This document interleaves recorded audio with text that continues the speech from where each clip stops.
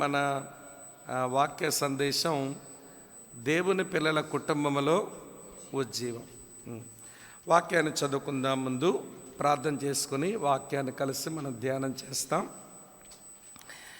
కీర్తనల గ్రంథం నుంచి 85వ కీర్తన 6వ వచనం.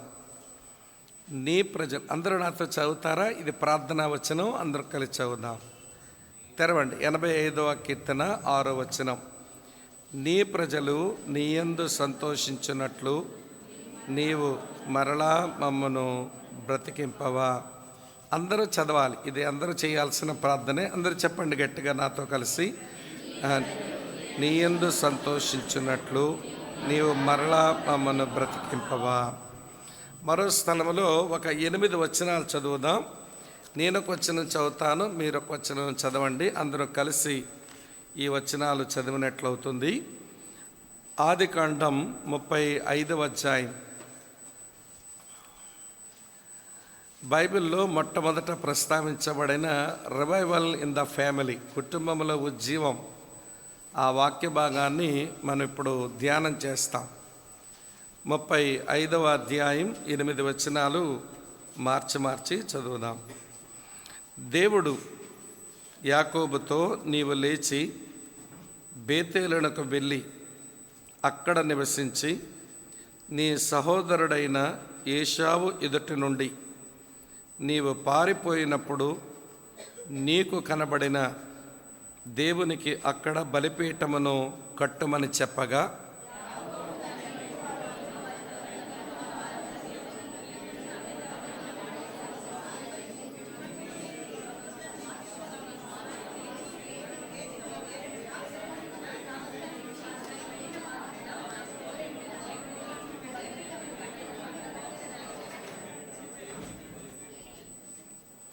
దేవుని వాక్యం చదివినప్పుడు సూపర్ స్లో ఎక్స్ప్రెస్లా చదవాలి.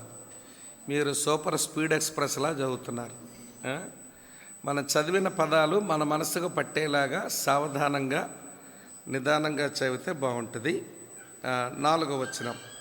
వారు తమ యొద్దనున్న అన్య దేవతలన్నిటినీ తమ చెవులనున్న పోగులను యాకోబునకు అప్పగింపగా, యాకోబు షెకెము దగ్గరనున్న మస్తకి వృక్షము క్రింద వాటిని దాచిపెట్టెను.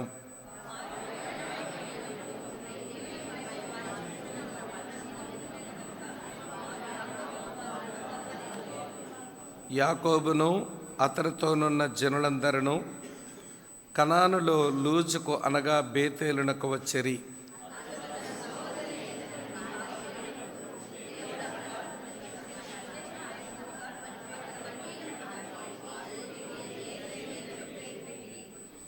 ఎనిమిదో వచనం అందరూ కలిసి చదువుదాం. రెబ్కా దాది అయిన దెబోరా చనిపోయి బేతేలునకు దిగువనున్న సింధూర వృక్షము క్రింద పాతిపెట్టబడెను. దానికి అల్లోను బాకూత్ అను పేరు పెట్టబడెను. ప్రభు ఈ వచనాలు మన ధ్యానం కొరకై ఆశీర్వదించునుగాక. ఆమేన్. ప్రేమగల మా ప్రియమైన మా పరలోకపు తండ్రి, మీకు కృతజ్ఞతలు చెల్లిస్తున్నాము. ఈ 2 దినాల ఈ ప్రత్యేకమైన కూడికలను నీ దాసుల ద్వారా ఏర్పాటు చేయబడగా గత దినమంతా మీరు మాకు సహాయం చేస్తూ వచ్చారు. ఎన్నో వాక్య తలంపులు, ఎన్నో ఉదాహరణలు, ఎన్నో సూత్రాలు, ఎన్నో నియమాలు, ఎన్నో పద్ధతులు మా మీద ఒక ప్రవాహంలాగా పొర్లి వచ్చాయి. మేమంతా వాటిని స్వీకరించాము. వాటిని ఆస్వాదించి మేము అనుభవించి మా అంతరంగాల్లో గొప్ప మార్పులు మేము చూడవలసి ఉంది. మీరు కనికరిస్తేనే తప్ప ఈ వాక్య ప్రభావం మా లోపలికి రాదు అని మాకు తెలుసు. నీ వాక్యమునకు శక్తి ఉంది. అది ఊరకనే మరలా నీ యొద్దకు రాదు. ఏ పని మీదనైతే ఆ వాక్యాన్ని మీరు విడుదల చేశారో దానికి రావలసిన ఫలము అది తెస్తుంది అని యెషయా గ్రంథం 55వ అధ్యాయంలో మీరు సెలవిచ్చారు. ఆ వచనాన్ని మేము నమ్ముతున్నాం. మా వరకు వచ్చిన వాక్యం, మేము మాట్లాడుకున్న వాక్యం, అది ఎప్పుడూ నిష్ఫలము కాదు అని మేము నమ్ముతున్నాం. కనుకరించి నీ వాక్య ప్రభావం మా లోపల నిలిచినట్లుగా, మా ద్వారా నీ వాక్యం చెయ్యద్వాలి అనుకుని ఆశించిన పనంతా జరుగునట్లుగా సహాయపడండి. ఈ రెండో దినం పగటిపూట కూడా నీ సన్నిధిని, నీ వాక్యాన్ని ప్రేమించి నీ బిడ్డలు నీ మందిరానికి వచ్చారు. ఇది నీ మందిరం. నా ముందు కూర్చున్న వీరు నీ పిల్లలు, నేనును నీ సేవకుడను. మేము మాట్లాడుకునేది నీ వాక్యం, మా మధ్య సంచరిస్తున్నది నీ ఆత్మ. కనుకరించి మాకు సహాయం చేయండి. వినబుద్ధిని పుట్టించండి. గ్రహించు మనసు మాకివ్వండి. అంగీకరించే హృదయాలు ఇవ్వండి. మారిన జీవితాలతో మిమ్మల్ని మహిమపరచు కృప ప్రభువా మా అందరికీ మీరు దయచేయుదురని నమ్మకమైన నీ దీవెనకు మమ్మల్ని మేము అప్పగించుకుంటూ సహాయపడుదురని యేసు ప్రభు నామంలోనే స్తోత్రాలు చెల్లించి అడిగి వేడుకొని ప్రార్థిస్తున్నాము తండ్రి. Amen, amen. దేవుని పిల్లల కుటుంబాలలో ఉజ్జీవం. బైబిల్ దేవుడు కుటుంబాల దేవుడు. The God of Bible is God of families. దేవుడు అతిగా ప్రేమించేది కుటుంబాన్ని, సాతానుడు అతిగా ద్వేషించేది కుటుంబాన్ని. దేవుడు ప్రేమిస్తున్నాడు గనక దుష్టుడు దాన్ని ద్వేషిస్తూ ఉంటాడు. దేవుడు కట్టాలి అనుకుంటున్నాడు గనక సాతానుడు కోల్చాలి అనుకుంటాడు. దేవుని పిల్లల కుటుంబం ఆశీర్వదించబడాలి అని దేవుడు కోరితే దుష్టుడు ఈ కుటుంబాలు శపించబడాలి అని వాడు పనిచేస్తుంటాడు. కనుక బైబిల్ ఆది నుంచి, అంటే ఆదికాండం మొదటి నుంచి ప్రకటన గ్రంథం చివరి వరకు దేవుడు కుటుంబాల మీద చాలా ప్రత్యేకమైన శ్రద్ధ ఉన్నట్టు మనం లేఖనాల్లో చూస్తాం. అతను ఎంత శ్రద్ధ ఉందంటే ఒక అన్నను వచ్చి ఇలా అడుగుతున్నాడు, ఏమయ్యా మీ తమ్ముడు ఎక్కడున్నాడు అని. అడిగాడా లేదా? అడిగాడు. ఒక భర్తను అడిగాడు, ఏమయ్యా నీ భార్య నవ్వుతుంది ఎందుకు అని కూడా అడిగాడు ఆయన. అలాగనే ఆయన కుటుంబాల విషయమై పట్టింపు ఉన్నవాడు కాబట్టి ఆయన ఇచ్చిన వాగ్దానాలు, ఆయన ఇచ్చిన రక్షణ అవి కుటుంబానికి సంబంధించింది. ఇక్కడ కూర్చున్న మనం ఎవరమైనా రక్షించబడ్డామంటే మీకు దొరికిన రక్షణ భాగ్యం అది ఫ్యామిలీ ప్యాకేజ్. మా ఫ్యామిలీ ప్యాకేజ్. మీకు అంటిన రక్షణ మీ కుటుంబం అంతటికి అంటుతుంది. అందుకని అపోస్తలుల కార్యం 16:31లో నీవు ప్రభువైన యేసునందు విశ్వాసం ఉంచుము, అప్పుడు నీవును నీ ఇంటి వారును రక్షణ పొందుతారు. సాల్వేషన్ ఫ్యామిలీ ప్యాకేజ్ అన్నమాట. అలాగనే జక్క ఇంట్లో యేసే అన్నారు, ఇతడు నిజముగా అబ్రాము కుమారుడే, నేడు ఇతని ఇంటికి ఏమొచ్చింది? రక్షణ వచ్చి ఉన్నది. కనుక ఈ కుటుంబాల విషయమై దేవుడు ఎంత పట్టింపు కలిగి ఉన్నాడో ఇది కొంచెం అర్థమవడానికి సంగతి చెప్పి నేను చదివిన వచ్చిన భాగంలోంచి కొన్ని విషయాలు మీకు బోధ చేస్తాను. అపోస్తలుడైన పౌలు క్రైస్తవ కుటుంబాల గురించి ఒక స్థలములో చాలా బాగా రాశాడు. అది ఎఫెసీ పత్రిక 5వ అధ్యాయం 22వ వచనం నుంచి 6వ అధ్యాయం 9వ వచనం వరకు ఉంటుంది. మీరు ఆ పాసేజ్కి పైన కింద మీరు గమనిస్తే ఆ 5వ అధ్యాయం 22వ వచనానికి మీదంటాడు, మీరు మద్యముతో మత్తులై ఉండకుడు కానీ చెప్పండి ఆత్మపూర్ణులై ఉండండి అన్నాడు. పైనేమో ఆత్మను గురించి రాశాడు, దేవుని ఆత్మను గురించి రాశాడు. తరువాత ఫ్యామిలీ గురించి రాస్తూ భర్తలారా మీ భార్యలను ప్రేమించండి అన్నాడు. భార్యలారా మీ భర్తలకు లోబడి ఉండండి అన్నాడు. తల్లిదండ్రులారా మీ పిల్లలను, ముఖ్యంగా తండ్రులారా మీ పిల్లలను ప్రభు యొక్క బోధలోను శిక్షలోను పెంచండి అన్నాడు. పిల్లలారా మీ తల్లిదండ్రులకు మీరు లోబడి వారిని సన్మానించండి, దీర్ఘాయుష్మంతులవుతారు అని చెప్పాడు. ఓ యజమానులారా మీ పనివారికి బాగా చూసుకోండి, వారికి ఇవ్వాల్సిన జీతాలు ఇవ్వండి అన్నాడు. ఓ దాసులారా మీరు పనిచేస్తున్నప్పుడు మీరు యజమానులకు కాదు ప్రభుకే సేవ చేస్తున్నట్లు మీరు చెయ్యండి అన్నాడు. భార్యాభర్తలు, తల్లిదండ్రులు, పిల్లలు, యజమానులు, దాసులు వీళ్ళందరి గురించి వ్రాసిన తర్వాత అడుగుని మీరు అపవాదిని ఎదిరించండి అని అపవాది గురించి రాయడం మొదలుపెట్టాడు. పైనేమో ఆత్మ, కిందనేమో అపవాది, మధ్యలో క్రైస్తవ కుటుంబం. ఈ క్రైస్తవ కుటుంబం దేవుని ఆత్మ పర్యవేక్షణలో ఉండకపోతే అపవాది నోట్లో పడుతుందన్నమాట. మీరు ఎవరైనా వైకుంఠపాలి అని ఆట ఆడతారుగా, చార్టు ఏమండి, నిచ్చెన ఉంటుంది, పక్కనే ఉంటుంది పాము ఉంటుంది. నిచ్చెన ఎక్కేమని అనుకుంటాం, జాగ్రత్త పడకపోతే పాము మింగితే కింద పడతాం, అవన్నీ కిందకు వచ్చేస్తుంటాం. చూస్తాం కదా మనం ఆటలన్నీ. ఇక్కడ కూడా అంతే, దేవుని ఆత్మ పర్యవేక్షణలో మన కుటుంబాలు ఉంచుకోకపోతే అది అపవాది నోట్లో చిక్కుపోతాయి అన్నమాట.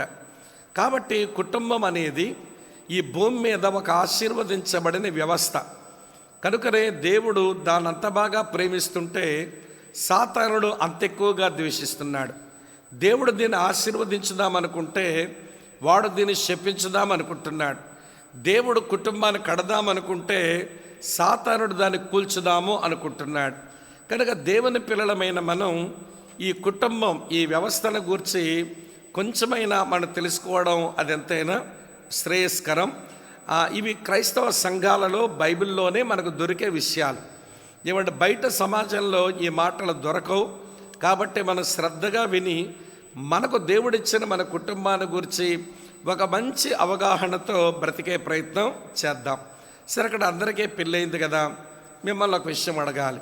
అసలు మీకు పెళ్ళెందుకు అయింది?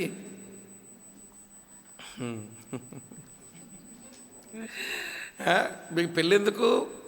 పిల్లల చాలా జవాబులు వస్తుంటాయి, నేను చెప్తాను విను. కొంతమంది ఇలా అనుకుంటారు, నా పెళ్ళెందుకు అయిందంటే వయసు వచ్చింది కాబట్టి అయింది అనుకుంటారు. ఇది మంచి జవాబు కాదు అమ్మా, వింటున్నారా? వయసు వచ్చింది కాబట్టి నీకు పెళ్ళి జరగడం లేదు, ఇది మొదటి మాట. కొంతమంది అనుకుంటారు, నా వయసు వచ్చింది కాబట్టి శరీరంలో కొన్ని కోరికలు రేగుతాయి కాబట్టి ఆ కోరికలను తృప్తిపరచుకోవడం కొరకు మాత్రమే నాకు పెళ్ళయింది అనుకుంటారు. నేను మాత్రమే మాట ఎందుకు నొక్కానంటే పెళ్ళిలో శరీర కోరికలు తృప్తిపరచుకునేది ఒకటి ఉంది, కానీ దాని కొరకు మాత్రమే పెళ్ళయింది అనుకుంటే మనం పొరపడినట్టే. అవి అర్థమవుతుందా? ఇది రెండు. మరికొంతమంది అనుకుంటారు, పెళ్ళెందుకు అంటే మా అమ్మా నాన్నలకు బరువులు బాధ్యతలు ఉంటాయి, మాకు పెళ్లి చేసి వారు బరువులు దించుకోవడానికి మాకు పెళ్లి చేశారు అనుకుంటున్నారు కొంతమంది. ఈ మూడు మంచి జవాబులు కాదు. నీ పెళ్ళి నీకు వయసు వచ్చిందని కాదు, నీ పెళ్ళి నీ శరీరంలోని కోరికలు మాత్రమే తృప్తిపరచుకోవడానికి కాదు. మనకు జరిగినటువంటి మన పెళ్ళిళ్ళు మన అమ్మా నాన్నల బరువు బాధ్యతలు దించుకోవడానికి అసలు కానే కాదు. మరి పెళ్ళెందుకు జరిగింది అంటే, పెళ్ళి ఎందుకు అంటే ఒక స్త్రీ ఒక పురుషుని దగ్గర దేవునికి నచ్చంది ఒకటి ఉంటుంది, దేవునికి నచ్చంది ఒకటి ఉంటుంది. వాళ్ళు యేసుప్రభు నమ్మిన, ఆయన దగ్గర పాపక్షమాపణ పొందిన, వారు దేవుని బిడ్డలుగా మారిన, వారు సంఘములో బాప్తిసం పొంది చేరిన, వారు క్రమంగా బైబిల్ చదువుతా, ప్రార్థన చేస్తా, ప్రభు బలను సమీపిస్తూ చక్కని భక్తి చేసిన దేవునికి నచ్చంది వాళ్ళ దగ్గర ఉంటుంది. అది తీసేద్దామని దేవుడు పెళ్లి చేస్తున్నాడు. ఇంతగా దేవునికి నచ్చంది ఏంటి అనుకుంటున్నారా? దేవునికి నచ్చనిది ఒంటరితనం. ఏంటండి? Even God hates loneliness. దేవుడు ఒంటరితనాన్ని ఆయన అసహించుకుంటాడు. ఎందుకనంటే ఆయనలోనే త్రిత్వంలో ఒకరితో ఒకరి సంబంధాలు కలిగి ఉన్నాడు. దేవుడు ఒక్కడే ఎలోన్, ఒకే వ్యక్తిగా లేడు. ఆయన దేవుడు సంబంధాల ప్రియుడు. ఆయన ఎలోన్, ఒంటరోడు, ఒక్కడు కాదు. అలాగనే ప్రియమైన స్నేహితులారా, దేవుని పిల్లలు వారి దగ్గర దేవునికి నచ్చనిది ఒంటరితనం, దాన్ని దేవుడు తొలగించడానికి పెళ్లి చేస్తున్నాడు అన్నమాట. ఆమె అర్థమవుతుందా? వీళ్ళు రక్షించబడి మారు మనసు పొంది బాప్తిసం పొంది దేవుని బిడ్డలై దేవుని మందిరంలో ఉన్న వీళ్ళ దగ్గర దేవునికి నచ్చనిది ఒంటరితనం, దాన్ని తొలగించడానికి పెళ్లి చేస్తున్నాడు. ఒకటి. రెండవ కారణం ఏంటంటే, పెళ్ళి మనకెందుకు అంటే మనం ఒకరితో ఒకరు సన్మానం చేయడానికి, సావాసం చేయడానికి, ఒకరితో ఒకరు సావాసం చేయడానికి పెళ్లి చేస్తున్నాడు. ఏమని చదువుతా మనం, నరుడు ఒంటరిగా ఉండటం మంచిది కాదని మనకి సాటైన సహాయాన్ని ఆయన చేశాడు అని. అంటే ఒకరితో ఒకరు సావాసం చేయాలి. సావాసం అంటే ఎట్లుంటుందో చెప్పన?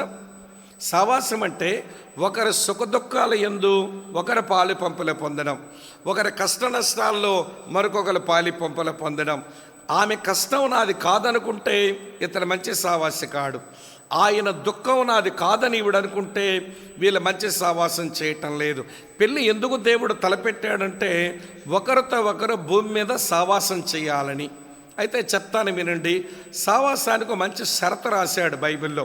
1 యోహాను పత్రిక 1వ అధ్యాయం 7వ వచనంలో 1 యోహాను పత్రిక 1వ అధ్యాయం 7వ వచనంలో ఆయన వెలుగులో ఉన్న ప్రకారం మనమును వెలుగులో నడిచినట్లయితే మనము అన్యోన్యమైన సావాసం గలవారమవుతాం. దేవుడు వెలుగండి, ఆయన దగ్గర దాపరికాలు ఉండవు. దేవుడు వెలుగండి, దేవుని దగ్గర రహస్యాలు ఉండవు. దేవుడు వెలుగండి, ఆయన దగ్గర అరమరికలు ఉండవు. ఒక భార్యాభర్తలుగా పెళ్ళైన తర్వాత ఈ దాపరికము, ఈ చీకటి, అరమరికలు తెచ్చుకుంటే వారు సావాసం సరిగా చేయలేరు. వెలుగులో ఉండాలి. వెలుగులో ఉండడం అంటే ఏ విధమైన రహస్యాలు ఏమండి, ఆరోగ్యకరమైన రహస్యాలు మంచివి.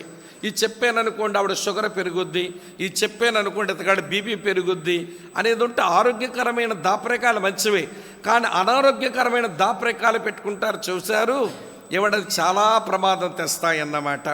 కొంతమంది మగాళ్ళు సాయంత్రం ఏమంటే పరిపాట్లు ముగించుకొని వచ్చి ఫ్రెష్ అయ్యి బయటికి వెళ్తుంటారు. ఏమండి ఎక్కడికి వెళ్తున్నారు అని అడిగింది. నీకెందుకో అన్నాడు అనుకోండి. మరి నీకెందుకు, నువ్వెందుకు అడుగుతున్నావంటే మరి నిన్ను ఎవరు అడుగుతారు? దారిని పోయిన దానం అడుగుద్దా? నేను కట్టుకున్న భార్య అడక్క. ఏమండి ఎక్కడికి వెళ్తున్నారంటే చిరగపడినోడే నమ్మొచ్చు, పర్వాలేదులేండి, చిరగపడినా వాడిని నమ్మొచ్చు. కానీ కొంతమంది బయలుదేరతారు సాయంత్రం, ఏమండి ఎక్కడికి వెళ్తున్నారంటే అలాగా అంటాడు, ఈడి నమ్మకండి. అడ్రస్ లేదా, నీకు తెలియదు ఎక్కడికి వెళ్తున్నావో చెప్పవేమి, ఏదో దాపరికం. అమ్మా వింటున్నారా? ఆ దాపరికంతో ప్రవర్తించిన భర్తతో ఈ భార్య అన్యోన్యమైన సావాసం కలిగి ఉండలేదు. అలాగనే కొంతమంది ఆడవాళ్ళ దగ్గర దాపరికం. నేను ఒక సంఘటన విన్నాను. ఏమంటే మా ప్రాంతాల్లో ఇప్పుడు భర్త ఏమో ఈ పెసలు మినుములు పండినాయి, ఇదే సీజన్, ఇప్పుడు డబ్బులు వస్తే భార్యకి ఇచ్చాడట దాచిపెట్టమని. ఆ రోజుల్లో మా ప్రాంతాల్లో బీరువాలు లేవు. పెద్ద పెద్ద రంగుని పెట్లు అంటారు, బోని పెట్లు అంటారు, అందులో కుండలో డబ్బులు దాచిపెట్టిందంట. ఈ రోడ్డు మీదకేమో చీరలు అమ్ముకునేవాడు వచ్చాడు. మా వైపు చీరలు అమ్ముకునే వాళ్ళు భలే తెలివితేటలు నేర్చారు. చీరలకు సినిమా పేర్లు పెట్టేశారు. దసరా బుల్లోడు చీరమ్మంటాడు, చూడాలని ముందు చీరమ్మంటాడు. వాడు అరిసినప్పుడే చెప్తుంటాడు సినిమా పేర్లు. ఈవిడ చూడాలని ముందు చీరలు అమ్మగానే చూడాలనిపించింది మహాతల్లికి. బాబు మూట దించుని ఆయన సైకిల్ మీద నించని మొత్తం చీరలన్నీ చూసింది. ఒక చీర నచ్చింది, మరి డబ్బులు ఎక్కడున్నాయి? బోని పెట్టెలో కుండలో దాచింది ఆయన ఇచ్చినవి. మొత్తానికి డబ్బులు ఇచ్చి చీర కొనేసుకుంది. ఈ ఆడాలకు ఒక మాయిదారు రోగం ఉంటుంది. మీకే మీ మాయిదారు రోగం ఏంటంటే కొత్త చీర కొన్నామనుకోండి, ఎప్పుడు కడదామా, ఏదైనా శుభకార్యం వస్తే ఎప్పుడు కట్టుకుందామా అని ఎదురు చూస్తారుగా. మొత్తానికి ఏదో శుభకార్యం వచ్చింది, ఇప్పుడు కొత్త చీర కట్టింది. కట్టగా నేను అన్నాడు, ఏంటి చీర? నేను కొన్నట్టుగా లేదే, ఎక్కడిది అన్నాడు. చెప్పేచ్చుగా, ఏమండి మీరు ఇచ్చిన డబ్బుల్లో మంచి చీరలు వచ్చాయని నేను కొనేసుకున్నాను, మీరు చెప్పలేదు, క్షమించండి, మీరు ఇచ్చిన డబ్బులతో నేను కొనుక్కున్నానంటే అయిపోయింది కదండి. కోప్పడతాడు, అయిపోయింది కదా. ఆ రోజుతో తంట. ఈవిడ అందట మా అమ్మ కొని పంపించింది లేండి అంది. ఏంటమ్మా ఎవరు పంపించారు? మా అమ్మగారు కొని పంపించారులే అంది. దాపరికం. సరే అక్కడికి ఒక వారం రోజుల తర్వాత వాళ్ళ అత్తగారింటి మీద నుంచి పై ఊరికి వెళ్ళి ఎండన పడి ఏం వెళ్తానులే నడుచుకొని. ఆ రోజుల్లో ఏమంటే ట్రాన్స్పోర్టేషన్ లేదు కనుక అత్తమ్మ ఇంటికి వెళ్ళి మధ్యాహ్నం ఒక ముద్ద తిని సాయంత్రం చల్లబడ్డ వరకు కొంచెం పడుకొని కాఫీ టీ తాగి తిన్నగా ఇంటికి వెళ్ళొచ్చలే సాయంత్రం అని ఎవడ పని ముగించుకొని అత్తమ్మ ఇంటికి వచ్చి మధ్యాహ్నం భోంచేసి పడుకొని కాఫీ తాగి వెళ్ళే ముందు అన్నట్ట, ఏంటత్తయ్య నీ కూతురుకు నేను చీరే కొనలేనా, నువ్వెందుకు కొని పంపించావు అన్నాడు. పాప అమాయకురాలంది, నేనెప్పుడు కొన్నాను అయినా అంది. చూడండి ఇప్పుడు అనగానే వీడి కాళ్ళు చాలా స్పీడ్గా పడుతున్నాయి ఇంటి వైపు. ఏమంటే గబగబా వచ్చాడు. పశువులు కొట్టేటువంటి కర్ర ఏమండి తలుపు చాటున ఉన్నదాన్ని తీసి పడి మీద కొడుతున్నాడట. ఏమండి చెప్పండి, ఎందుకు కొడుతున్నారో చెప్పండి అంటే చెప్పడే. 2-3 దెబ్బలేసిన తర్వాత కర్ర ఎరిగింది, తన కోపం కూడా తగ్గింది. ఇప్పుడు అంటున్నాడు, ఎందుకు కొట్టారో చెప్పండి అని అంటుందట.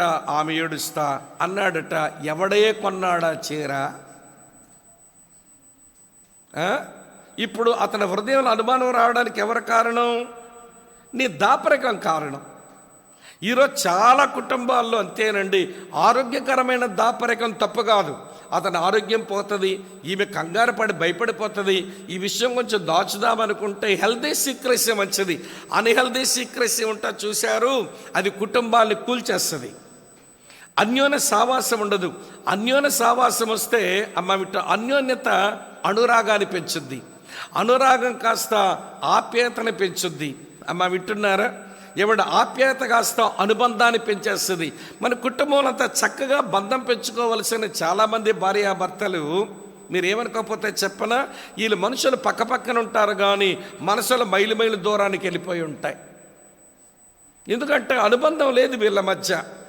సమాజానికి భయపడో లేక పిల్లలు పుట్టారు కాబట్టో కలిసి ఉన్నారు కానీ వీళ్ళు ఎప్పుడో మానసిక విడాకులు తీసుకున్న వాళ్ళు. ఇవి మెంటల్లీ డివోర్స్డ్ పీపుల్. వీళ్ళు డైవర్స్ అయిన వాళ్ళు మనం తప్పుపడతాం కానీ ఒకే ఇంట్లో కూర్చొని మనసులు కలవక మానసికంగా విడాకులు తీసుకున్న వాళ్ళు ఇళ్లలోనే బతుకుతున్నారు.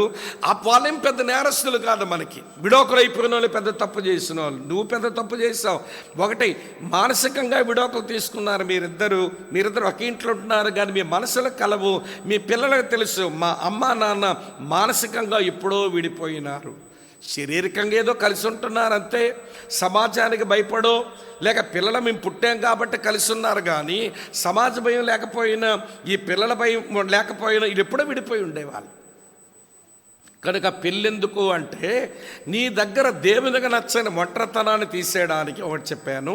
రెండవది, పెళ్ళెందుకు అంటే వింటున్నారా, మీరు అన్యోన్యమైన సావాసం చేయడానికి దేవుడు పెళ్లి చేశాడు. మూడో సంగతి చెప్తాను. పెళ్ళెందుకు అంటే మూడవ మాట, మీరు భాగస్వామ్యం చేయడానికి. ఏం చేయడానికమ్మా? ఒక భాగస్వామి వ్యాపారంలో ఒకరు తెలియకుండా ఒకరు పనులు చేసినారనుకోండి, వారు తెలియకుండా ఒక నిర్ణయాలు చేశారనుకోండి, ఆ వ్యాపారం నిలుస్తుందా? నిలవదు కదా. మరి కుటుంబ జీవితంలో భాగస్వామ్యానికి దేవుడు భార్యాభర్తలుగా చేస్తే మరి ఒకరు చెప్పకుండా ఒకరు నిర్ణయాలు చేస్తే ఎట్లా అండి? నాకు బైబిల్లో ఒక అక్క భలే నచ్చుద్ది. పరిశుద్ధాత్మ దేవుడే ఆమెను గురించి ఏమని రాయించినాడంటే గనురాలు అని రాయించాడు. దేని బట్టి గనురాలు అనుకున్నాడు పరిశుద్ధాత్ముడు అని నేను కొంచెం ఆలోచిస్తుంటే కొన్ని కారణాలు ఉన్నాయనుకోండి. నా ప్రధానమైన కారణం నాకు నచ్చింది.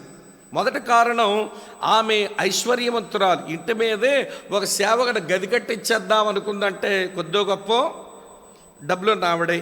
దాన్ని బట్టి గనురాలు అన్నాడని నేను అనుకోను. ఎంతమంది లేరు డబ్బులున్న వాళ్ళు? మరి అందరినీ గనురాలు అనడం లేదు కదా. అలాగని ఒక దేవుని సేవకునికి ఆతిథ్యమిద్దామనే మనసుందంటే భక్తిపరురాలే. వింటున్నారా? ఏమంటే దాన్ని బట్టి కూడా గొండ్రాలు అన్నాడని నాకు అనిపించినల్లా.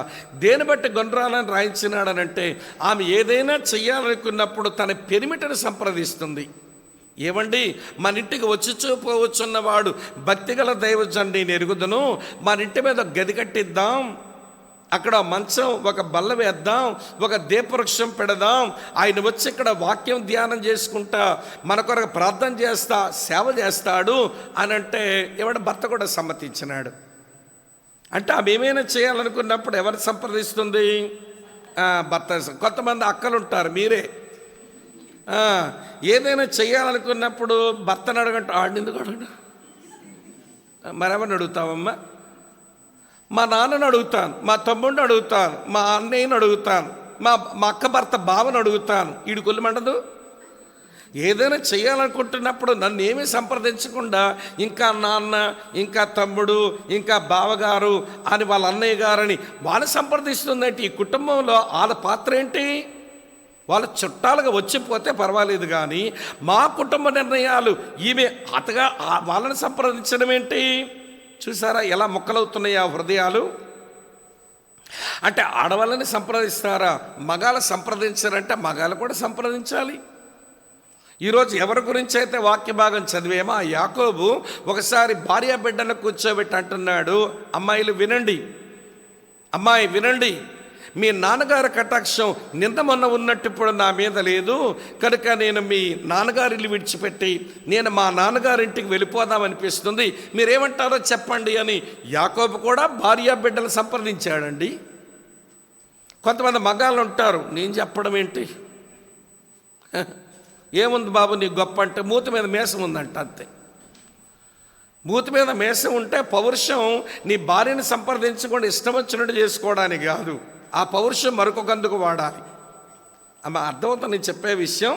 కనుక బైబిల్ పార్ట్నర్షిప్ కొరకు పెళ్ళవుతుంది అని చెప్పినప్పుడు భార్యల భర్తను భర్తల భార్యలను సంప్రదించుకుంటూ కలిసి తీర్మానాలు చేయాలి. అని చెప్పాను ఇప్పుడు మీకు. దేవునికి నచ్చని ఒంటరితనం తొలగించడానికి పెళ్ళయింది, మన ఒకరితొకరు సావాసం చేయడానికి పెళ్ళయింది, మన కలిసి భాగస్వామ్యం చేయడానికి పెళ్ళయింది. 4వ సంగతి లోకానికి దేవుని చూపడానికి పెళ్ళయింది.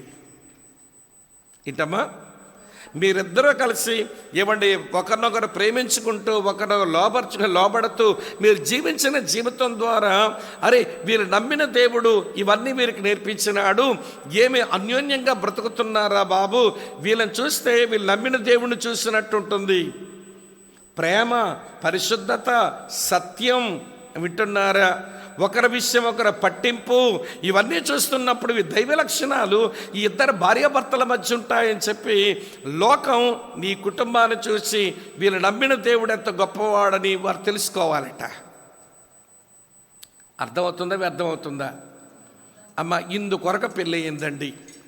సో అటువంటి కుటుంబం విషయమై దేవుడు చాలా పట్టింపు కలిగి ఉన్నాడు. సాతానుడు కూడా ఈ కుటుంబాలను ఎట్లా పడగొడదామని వీడు చూస్తున్నాడు. దేవుడేమో కట్టేవాడు, వీడేమో కూల్చేవాడు. దేవుడేమో ఆశీర్వదించేవాడు, సాతానుడేమో శపించేవాడు. బాధపడుతున్నాదండి. దేవుడేమో పైనుండి పర్యవేక్షణ చేద్దామనుకుంటున్నాడు, సాతానుడి కింద ముందు మింగేద్దామనుకుంటున్నాడు. కానీ ఈరోజు చాలామంది భార్యాభర్తల కుటుంబాలకు వారి కుటుంబ జీవితం ఎలా ఉంచుకోవాలో అర్థం కాక వినడి ప్రియులారా, ఇవన్నీ పెళ్ళిళ్ళు అయినప్పుడు చెబుతుంటారు క్రైస్తవ సంఘాల్లో, కానీ ఆ రోజు వింటారేంటి మీరు? పోని పాపం వాళ్ళకేమో అర్థం కాకుండా పెళ్ళి అయిపోద్ది. మాంగళ్యం తంతునా మీనా అని వాళ్ళు చెబుతుంటే ఏం చదివినాడు, ఒక మొక్క అర్థమై సచ్చిందా పోడా? అది శ్లోకం అర్థం కాలేదు. పాపం వాళ్ళ శ్లోకం విన్నారు, అర్థం కాలేదు, పర్వాలేదు. మరి మీకు అర్థమయ్యేలాగా చెబుతుంటే మరి వినరే. ఫ్రెండ్ వచ్చారు, హాయ్ అంటాడు ఈ పెళ్ళి కొడుకు. గోప మీద కొట్టాలనిపిస్తుంది నాకు. నువ్వు దేవుని సందులో కూర్చున్నా పెళ్ళి అవుతుంది, నువ్వు దేవుని సేవకులు వాక్యం చెప్తా సావధానంగా వినరాదా? ఫ్రెండ్ వచ్చాడు వెళ్ళిపోడు కావు, నువ్వు పెళ్ళికి పిలిచావు, వస్తాడు, పెళ్లి చూస్తాడు, తింటాడు, నీకు గిఫ్ట్ ఇచ్చిపోతాడు. అంతవరకు కాకుండా ఇక్కడ వాక్యం వినకుండా హాయ్ అంటాడు. ఈ పిల్లకు తలెత్తలేకపోయినా కానీ ఇటు కొరకొర చూపులు చూస్తూ ఈ పిల్ల భయం ఏంటో పెళ్ళిలో భోజనాలు ఎట్లవుతాయో, గెస్ట్లంతా గౌరవంతో పోతారో లేదో, ఎట్లా చేస్తారో ఇలా ఈ పిల్ల హృదయం ఆందోళన. అతగాడ్ల తలెత్తలేక కింద కూర్చొని ఆందోళనతో ఇటు గుడ్ల గొప్ప చూపులు చూస్తూ ఉంటుంది ఈ పిల్ల. చెప్పిన వాక్యం వినరు. మా పెళ్ళిలో ఒక దేవుని సేవకుడు వచ్చి అన్నాడు, పెళ్ళి ఎలా జరుగుతుందో ఏది ఎలా ఉంటుందో నీకు అన్నీ అనవసరం స్వామి, నువ్వు బాగా దేవుని వాక్యం విను, మళ్ళీ నేను వచ్చి నేను అడుగుతానని నా రూమ్కి వచ్చి ప్రార్థన చేసి దేవుని వాక్యం బాగా విను అన్నాడు. నాకే చెప్పాడేమనుకున్నాను. నా భార్య ఉన్న ఆ విడిది గదిలోకి పోయి అమ్మా ప్రార్థనలో చేస్తాను, నువ్వు దేవుని వాక్యం ఈరోజు ఏం చెప్పబడుతుందో బాగా విను అన్నాడట. ఆమె వినింది, నేను విన్నాను. తర్వాత మా పెళ్ళయ్యాక 3 రోజులు మళ్ళీ మా ఇంటికి వచ్చి అన్నాడు, ఎందుకు వినమన్నానో తెలుసా, మీ ప్రతి పెళ్లి రోజు ఈరోజు మీరు 2 రోజుల కిందట విన్న ప్రసంగం ప్రతి పెళ్లి రోజు జ్ఞాపకం చేసుకొని ప్రార్థన చేసుకోవాలి మీరు అన్నాడు. ఏం అద్భుతమైన సలహా అనిపించింది నాకు. వింటున్నారా లేదా? ఆమె అర్థమవుతుందా? సరే, ఇప్పుడు వివాహ విషయాలలో అలాంటి నియమాలు, అలాంటి ఉద్దేశంతో దేవుడు కుటుంబాన్ని కట్టాడు. ఈరోజు కుటుంబాలు కూలడానికి ప్రధాన సమస్యలు 3 చెప్పేసి లోపలికి వెళ్ళిపోతానే. ఈ రోజున క్రైస్తవ కుటుంబాలలో తంటాలు తెచ్చుకొని సమస్యలు తెచ్చుకోవడానికి 3 విషయాలలో జాగ్రత్తలు లేవండి. మన వాళ్ళకి చెప్పమంటారా? మొదటి మాట, మాటల విషయంలో జాగ్రత్త లేదు. ఎగాదిగా మాట్లాడేస్తారండి. మాటలతో సంబంధాలు కట్టబడతాయి, అలాగే మాటలతోనే సంబంధాలు కూలిపోతాయి కూడా. సమయోచితమైన మాటలు వెండి పళ్ళెంలో పెట్టబడిన ముత్యములాగా ఉంటుంది. ఏ టైంలో ఏది మాట్లాడాలో అలా మాట్లాడాలి. కొలస్సీ పత్రిక 4:6 భక్తుడు అన్నాడు, మీరు సంభాషణ చేసినప్పుడు మీ సంభాషణలు ఉప్పు వేసినట్లు ఎల్లప్పుడూ రుచికలదిగాను కృపాసహితంగాను ప్రత్యుత్తరం ఇచ్చినట్లుగా ఉంచుకోండి అన్నారు. పాపం ఆయన ఏదో తెప్పలపడి వచ్చాడు, ఇట్లా కూర్చున్నాడు. కూర్చుంటే ఏంటండి మీరు అక్కడే బాధపడుతున్నారు, ఈ బాధ నాది కాదా, ఏదో విషయం చెప్పండి, ప్రార్థన చేద్దాం, తలపట్టుకున్నంత దిగాలుగా ఉన్నారు ఎందుకు అంటే సగం బరువు దిగిపోయినట్టుంటుంది అమ్మగాడికి. ఈవిడ అట్లా మాట్లాడదు. వంటగదిలో నుంచి ఏమండి మెయిన్ రూమ్లోకి రావడం, తలకాయ పట్టుకున్న భర్తను చూడడం, మళ్ళీ వంటగదిలోకి వెళ్ళి మళ్ళీ రావడం. ఇప్పుడు డైలాగ్ ఏంటో చెప్పన, చేసినవన్నీ చేసుంటావు, నెత్తి పట్టుకుంటున్నట్టు నెత్తులు చేసినవన్నీ చేసేసి ఉంటావు, ఏదో ఇప్పుడు నెత్తి పెట్టుకొని ఏడ్చేస్తున్నావు, బాధపడిపోతున్నావు అంటే అసలు ఇది ఎలా ఉంటే పుండు మీద కొంచెం కారం జల్లినట్టుంటుంది. కొంతమంది అమ్మలకి అక్కలకి మాట్లాడడం రాదు.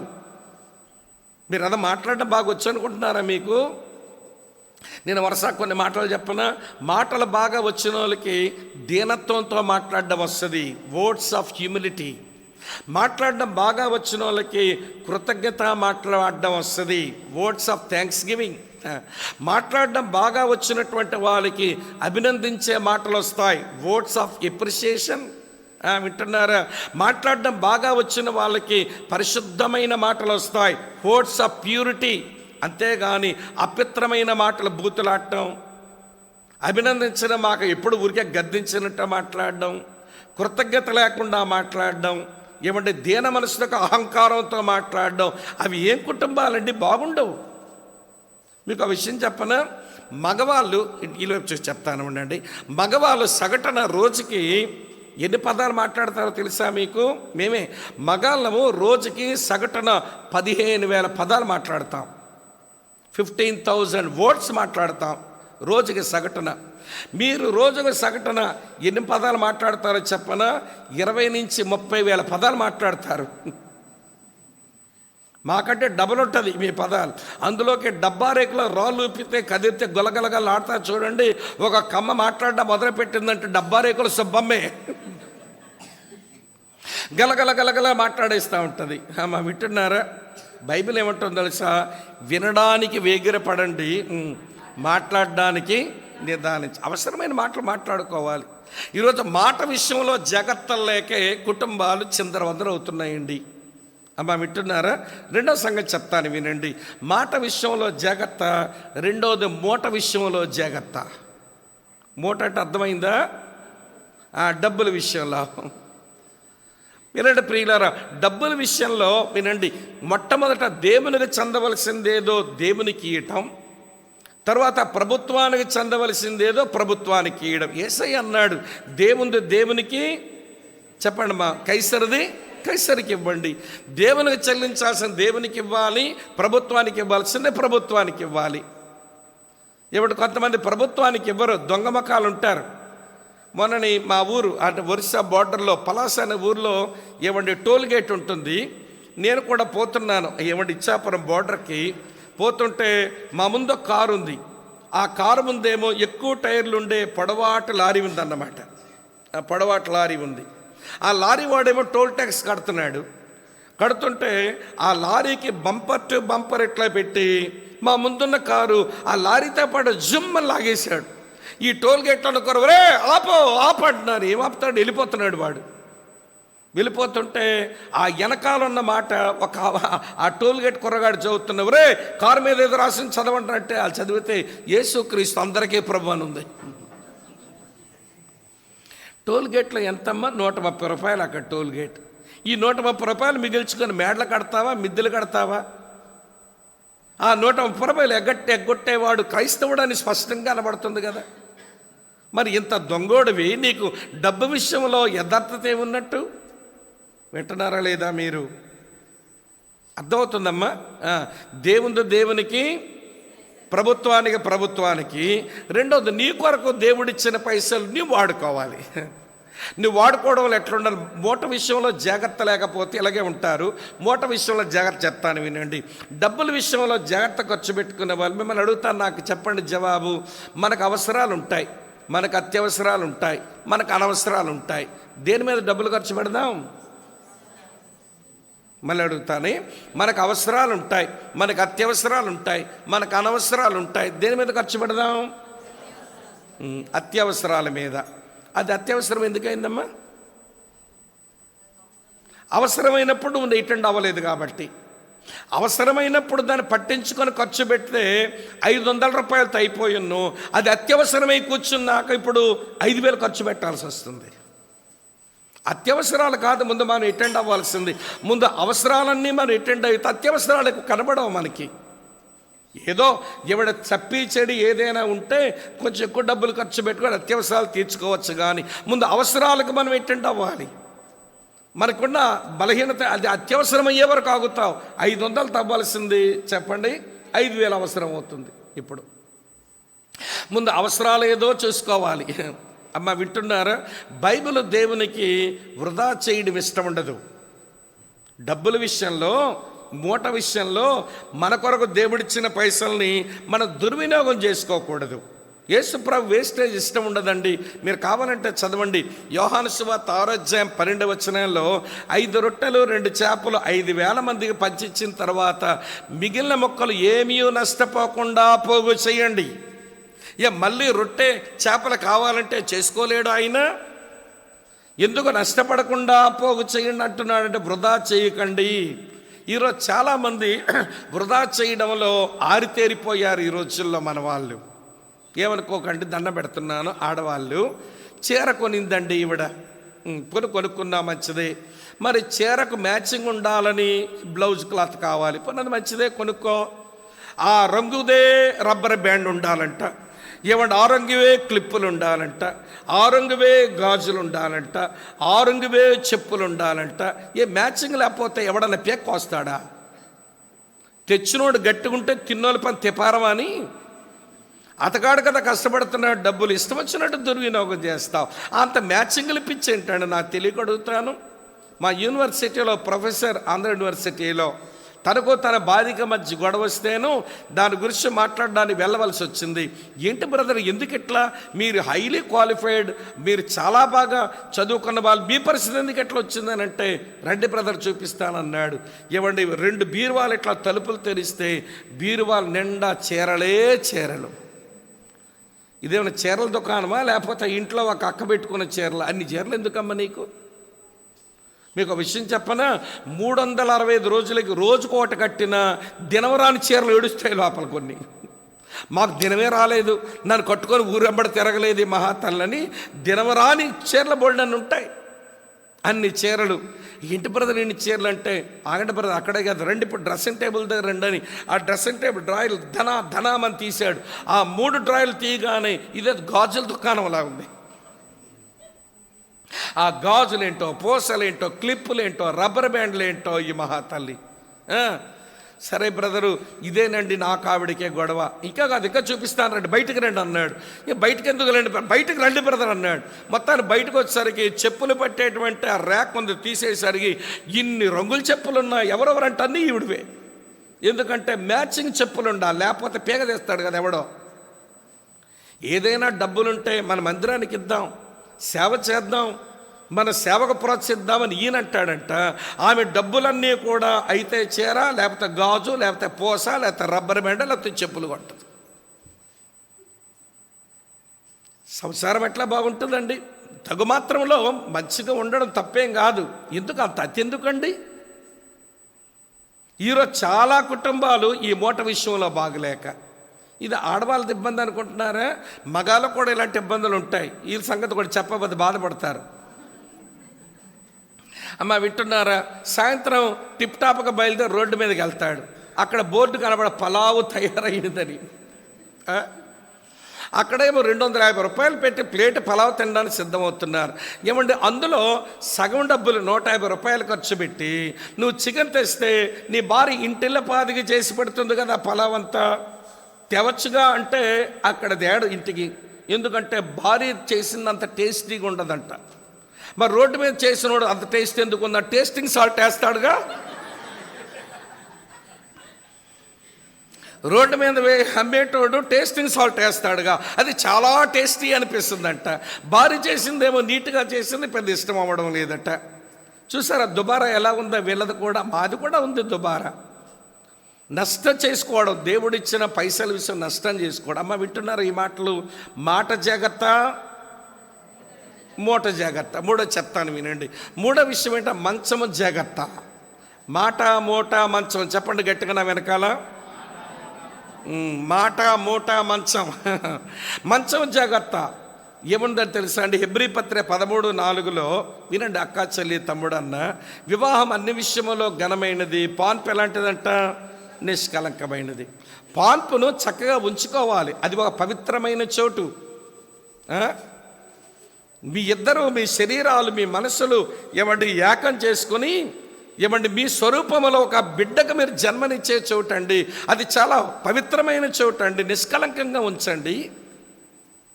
అమ్మ వింటున్నారా? అది మాట్లాడుకోవడం పెద్ద ఏదో పాపం అన్నట్టు అనుకుంటారండి క్రైస్తవులు, అర్థం కాక. అది ఒక పవిత్రమైన చోటు. మీ శరీరాలు ఐక్యం చేసుకుని, వింటున్నారా, మీ పోలికలో మరి బిడ్డకు జన్మనిచ్చి దేవుడు ఉద్దేశంలో దేవుని రాజ్యవ్యాప్తి కొరకు మీరు సంతానం కనే ఒక అద్భుతమైన చోటు అండి. అక్కడికి వచ్చినప్పుడు అది నిష్కలంకంగా ఉంచుకోవడానికి సరైన సంభాషణలు చేయాలి. ఒకరిని అభినందించుకుంటూ సంభాషణలు చేయాలి. ఈ సంభాషణలు చేయడం ఏంటో నేర్చుకుంటారు ఈ క్రైస్తవులని దేవుడు పెట్టాడే మా పరమగీతం అనే పుస్తకం అనిపిస్తుంటుంది నాకు. పరమగీతం సంభాషణలో స్త్రీ పురుషుల ఒకరినొకరు అభినందించుకునేటువంటి ఆ మాటలు, లైంగిక జీవితానికి అభినందించుకునే మాటలు ఎట్లుండాలో పరమగీతంలో ఉంటాయి. ఆ మంచం మీద ఎక్కగానే ఈవిడ మొదలెడతాను సంభాషణ. ఏమంటో తెలుసు? ఏమండి గ్యాస్ అయిపోయింది, తెల్లారింటికి బండలేదంట. ఆ పరుపు మీద గ్యాస్ బండ మాట ఏంట? బండ మొహం దానా? ఆ పరుపు మీదకి వచ్చాక బండ అయిపోతే తెల్లారి గ్యాస్ బండ లేదంటది. ఇక అతగాడ గ్యాస్ బండ లేదా, డబ్బులు లేవు, రేపు గ్యాస్ బండ ఎట్లా తెచ్చేది ఆలోచనలో పడితే మీ మనసులకు ఏకమవడానికి అతని మనసేమో తెల్లవారి సమస్య మీదకి పోయింది. ఆమె అర్థమవుతుందా? రెండోది ఇంకో సమస్య ఏంటంటే కొంత భార్య భర్తలు చాలా కుటుంబాల గొడవలు చూస్తున్నాను కాబట్టి చెప్పేస్తున్నాను మొహమాటం లేకుండా. పెళ్ళైన తర్వాత పురుషుని శరీరం మీద సర్వహక్కులు తన భార్యకే ఉంటాయి, భార్య యొక్క శరీరం మీద సర్వహక్కులు భర్తకే ఉంటాయి. ఇది 1 కొరింథీ పత్రిక 7వ అధ్యాయంలో రాసి ఉందండి బైబిల్లో. పెళ్ళైన తర్వాత నీ శరీరం మీద నీ హక్కు లేదు, నీ భార్యకు వచ్చేసిన హక్కులు. పెళ్ళైపోయిన తర్వాత నీ శరీరం మీద నీ హక్కు లేదు, నీ భర్తకు వచ్చేసింది హక్కులన్నీ. ఇప్పుడేమో అన్న ఏంటి బాబు మీ గొడవనంటే, అన్న మేము బెడ్రూమ్ ఉన్నప్పుడు ఇలా చెయ్యేసానో లేదో చెయ్యి అంటుందట. నామే చెయ్యి అని పోట్లాటకు వచ్చేస్తుంది బెడ్రూమ్లోని. అక్కడ మొదలవుతుందన్న మా ఇద్దరికి గొడవ అంటాడు. ఒక ఆడపిల్ల సమస్య కూడా చూశాను. అన్న నిద్రలో నాకేం తెలిసి చేయలేదన్న, చెయ్యేస్తే విదిలించి కొట్టాడన్న ఇతగాడు. ఏమంత అసహించుకునే మనిషినా నేను? అతని శరీరం మీద నా హక్కు లేదా అంటుంది ఆ పిల్ల. మంచి బిలీవర్ అమ్మాయి. ఈ విషయం మీకు ఎందుకు చెప్పానంటే, మంచాన్ని ఎంత బాగా కాపాడుకోవాలో, ఆ పాన్పు నిష్కలంకంగా ఎలా ఉంచుకోవాలో ఈ రోజుకి అర్థం కాక మంచం మీద ముక్కలైపోతున్నారండి చాలా కుటుంబాలు. అర్థమైందో లేదో కొంచెం మాట్లాడుకోవడం చెప్పినట్టున్నాను, కానీ తప్పదు ఇవి చెప్పాలి. ఏమో చెప్పండి, ఏ విషయాల్లో జాగ్రత్త? మర్చిపోయారు. మాట విషయంలో జాగ్రత్త, మూట విషయంలో జాగ్రత్త, మంచం విషయంలో జాగ్రత్త. ఎందుకనంటే పరిశుద్ధాత్ముడు నీ కుటుంబాన్ని పర్యవేక్షించి అది ఒక ఆరోగ్యకరమైన కుటుంబం ఉంచాలనుకుంటున్నాడు. సాతానుడేమో నీ కుటుంబాన్ని గందరగోళంలో పెట్టాలని వాడు చూస్తున్నాడు. పైన ఆత్మ, కింద అపవాది. పైన కట్టేవాడు, కింద కూల్చేవాడు, మధ్యలో నీ కుటుంబం ఉంది. కనుక ఈ దాడులు అర్థం చేసుకుని మన జాగ్రత్తగా బ్రతికి మన కుటుంబాన్ని ఉజ్జీవ స్థితిలో ఉంచుకునే ప్రయత్నం మనం చెయ్యాలి. ఈ రోజున కుటుంబం ఉజ్జీవ స్థితికి వచ్చింది. నేను ఉదయమే చెప్పాను, రివైవల్, తర్వాత ఏంటి రిఫర్మేషన్, తర్వాత ఏం చెప్పాను రెస్టోరేషన్. ఉజ్జీవము, సంస్కరణ, పునరుద్ధరణ. ఈ 3 అనుభవాలు ఈ ఫ్యామిలీలో కనబడతాయి. ఆదికాండం 35వ అధ్యాయం మనం 1 నుంచి 8 వచనాలు చదివాం కదా. ఇందులో ఉజ్జీవం స్థితి కనబడుతుంది, సంస్కరణ అనుభవం కనబడుతుంది, పునరుద్ధరణ అనుభవం కూడా కనబడుతుంది. ఈ 3 కలిసి ఉన్న ఈ 8 వచనాల్లో ఈ కుటుంబాన్ని గురించి మనం నేర్చుకుంటాం. అయితే ఈ కుటుంబం అది ఉజ్జీవించబడి, సంస్కరించబడి, పునరుద్ధరించబడడానికి 3 అనుభవాలు గుండా వీరు వెళ్ళారు. హోల్ ఫ్యామిలీ 3 అనుభవాలు గుండా వెళ్ళింది. మొదటి మాట ఏంటనంటే దేవుని ఆజ్ఞలను విన్నారు. ఏంటమ్మా? దేవుని ఆజ్ఞల్ని విన్నారు. దేవుని మాటలు వినింది ఈ కుటుంబం. రెండో సంగతి, దేవుని ఆజ్ఞలను లక్ష్య పెట్టారు. వినడం గొప్ప కాదు, లక్ష్య పెట్టడం చాలా ప్రాముఖ్యం. కొంతమంది వింటుమట్టుగా వింటారు కానీ లక్ష్య పెట్టారండి. అమ్మ వింటున్నారా? విన్నారు, లక్ష్య పెట్టారు. తర్వాత చివరి మాట ఏంటనంటే, దేవుని ఆజ్ఞలను వీరు గౌరవించారు. దేవుని ఆజ్ఞలు ఏం చేశారు? గౌరవించారు. ఇలా చెప్తాను వినండి. దేవుని ఆజ్ఞలు గౌరవించాలంటే దానికంటే ముందు దేవుని ఆజ్ఞలు లక్ష్య పెట్టడం రావాలి. దేవుని ఆజ్ఞలు లక్ష్య పెట్టాలనంటే దేవుని ఆజ్ఞలు వినడం బాగా రావాలి. అర్థమైందా అండి? వినని వారు లక్ష్య పెట్టలేరు, లక్ష్య పెట్టని వారు గౌరవించలేరు. అంతేనండి, లక్ష్య పెట్టని వారు గౌరవించలేరు. కాబట్టి ఈ 3 అనుభవాలు ఈ 8 వచనాల్లో ఉన్నాయి. అది చెప్పి ఈ కుటుంబం ఎంత చక్కగా పునరుద్ధరించబడిందో, ఈ కుటుంబం ఎంత బాగా సంస్కరించుకుందో, ఈ కుటుంబం ఎంత బాగా ఉజ్జీవించబడిందో మనం నేర్చుకునే ప్రయత్నం చేస్తాం. రండి, దేవుని ఆజ్ఞలు విన్నారు. ఏం ఆజ్ఞలు వచ్చినాయి వీళ్ళ దగ్గరికి? 35వ అధ్యాయం నేను మొదటి వచనం చదువుతాను. నేను చదివినప్పుడు కొన్ని పదాలు రౌండప్ చేయమంట, అవే ఆజ్ఞలు అన్నమాట. రౌండప్ చేయండి మీ బైబిల్లో, సున్నాలు చుట్టండి ఆ పదం చుట్టూ. 35:1 దేవుడు యాకోబుతో నీవు లేచి, లేచి మాట రౌండప్ చేయండి. రైస్, లేచి అన్నాడు. రెండోది, బేతేలునకు వెళ్ళి అనే మాట రౌండప్ చేయండి. వెళ్ళి, రిటర్న్, రైస్ అండ్ రిటర్న్. అవేంటో తర్వాత చెప్తానులేండి, ముందు అవి చేయండి. అక్కడ నివసించనే మాట రౌండప్ చేయండి. అదేంటో తెలుసా? రిమెంబర్ అంటున్నాడు దేవుడు. అది ఎలాగ రిమెంబర్ అయిందో చెప్తాను తర్వాత నీ సహోదరుడైన ఏశావు ఎదుట నుండి నీవు పారిపోయినప్పుడు నీకు కనబడిన దేవునికి అక్కడ బలిపీఠమును కట్టుమని అనే మాట రౌండప్ చేయండి. అది రిపీట్ అంటున్నాడు. ఎన్ని వచ్చినాయమ్మా ఆజ్ఞలు? మొదటిదేమో లేచి, రెండవదేమో వెళ్ళి, మూడవదేమో నివసించి, నాలుగవదేమో కట్టుం. ఇంగ్లీష్లో రైస్, రిటర్న్, రిమెంబర్, రిపీట్. అమ్మా వింటున్నారా ఈ మాట? ఇప్పుడు కుటుంబ యజమానైన, ఈ కుటుంబంలో పెద్ద అయిన భర్త, తండ్రి, యజమాని అయిన యాకోబుతో దేవుడు అన్నాడు, యాకోబు లే, నీవు లేవాలి అంటున్నాడు. మీ కుటుంబంలో ఉజ్జీవాన్ని అనుభవించడానికి మీరు లేవడం నేర్చుకోవాలి నీవు ముందన్నాడు. లే అన్నాడు. అసలు లే అనే మాట ఎందుకు వినియోగించవలసి వచ్చిందో చెబుతాను వినండి. లే అని ఎందుకన్నాడో ఆయన అంటే, ఎవరిని లెమ్మని చెప్తాము? కూర్చున్న వాళ్ళు చెప్తాం. ఎవరిని లెమ్మని చెప్తాము? పడుకునేటోళ్ళు చెప్తాం. ఎవరిని లెమ్మని చెప్తాము? పడిపోయిన వాళ్ళకి చెప్తాం. అంతేనా? కూర్చున్న వాళ్ళకి, నిద్రపోయేటోళ్ళకు, ఎవడు పడిపోయిన వాళ్ళకి లే అని చెప్తాం.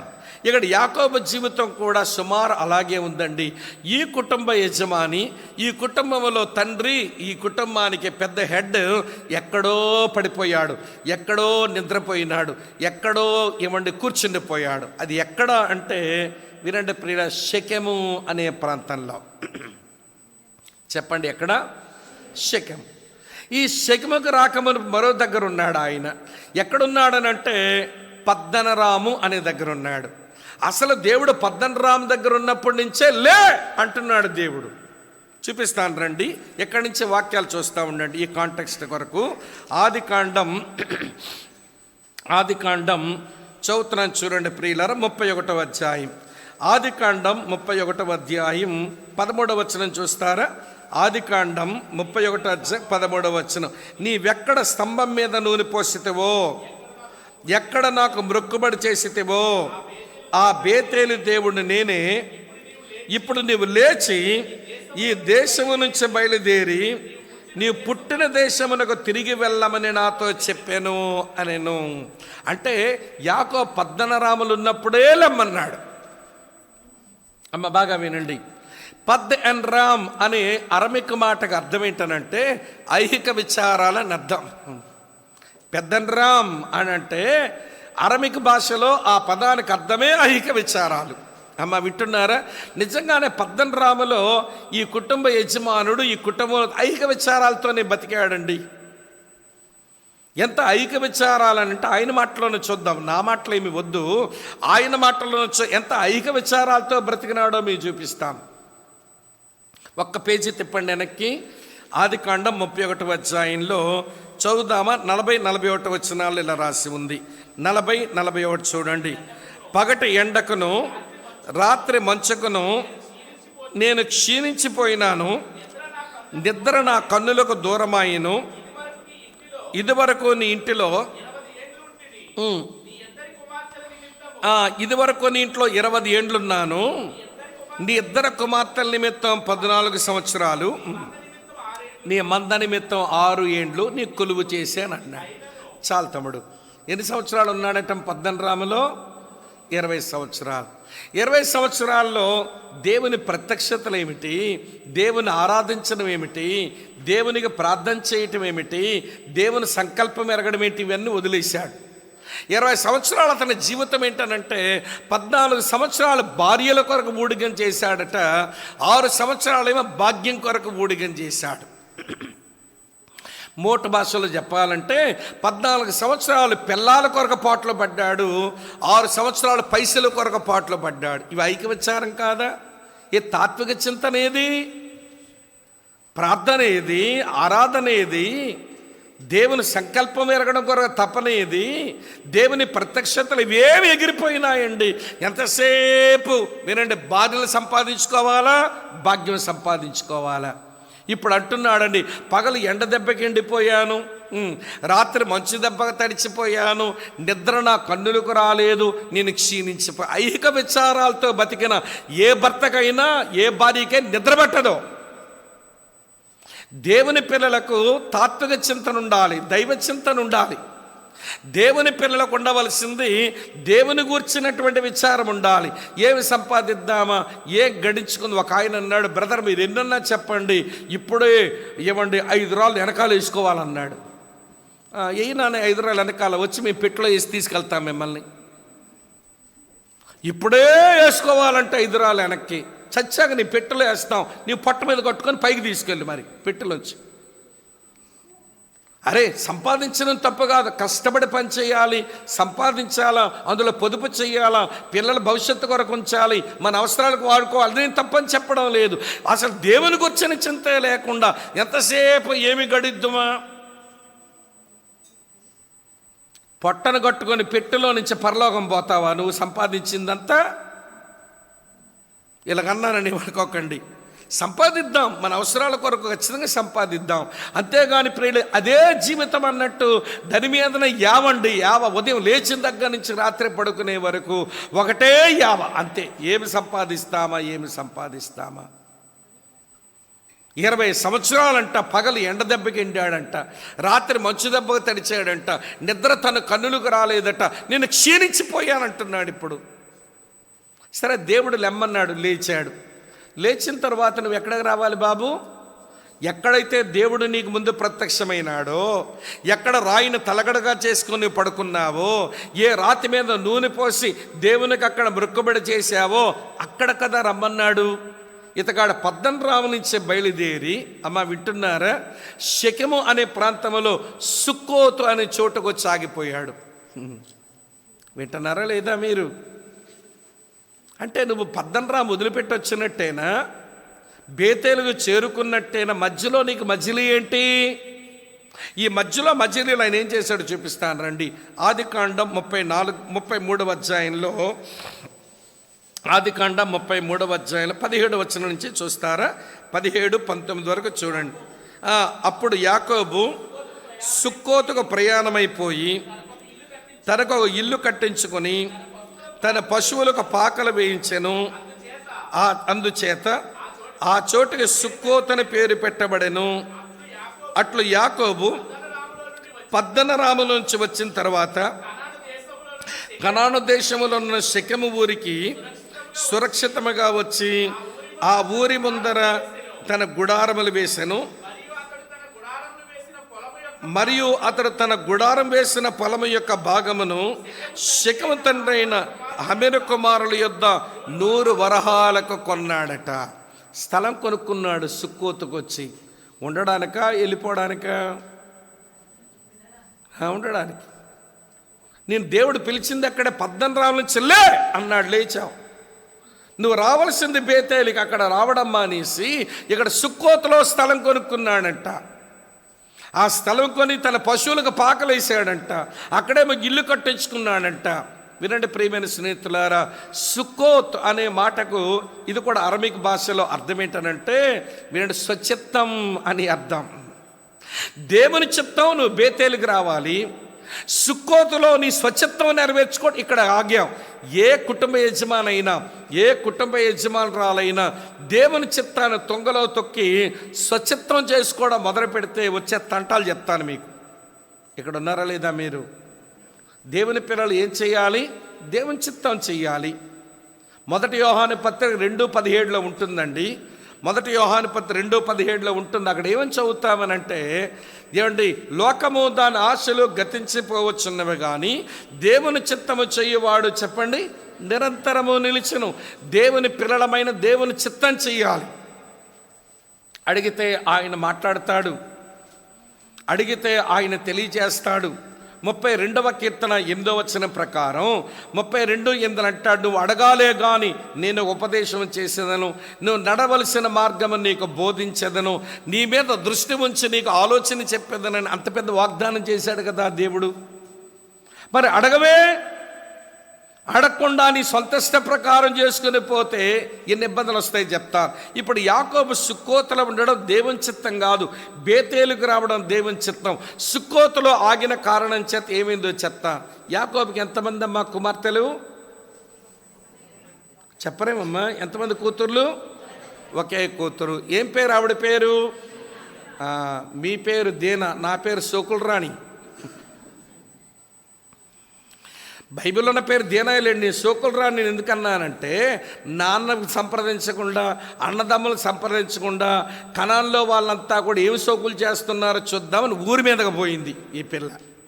పరాయి దేశంలో నాన్న ఏమంటే అన్నదమ్ములు కుటుంబ సభ్యుల ప్రమేయులకు ఊరి మీద తిరగడం ఏంటి? తిరిగింది. తిరిగితే ఏమైందనంటే, ఆ శకుమరాజు కుమారుడు ఈ పిల్లను అవమానపరిచేసినాడు, పాడు చేశాడు వాడు. ఇప్పుడు నువ్వు దేవుని చిత్తం చేయకుండా నీ సొంత చిత్తం చేసుకున్న కారణం చేత నీ ఒక్కగానొక్క కూతురు చేర్చబడిందే. సరే, విషయం కుటుంబీకులు తెలిసింది.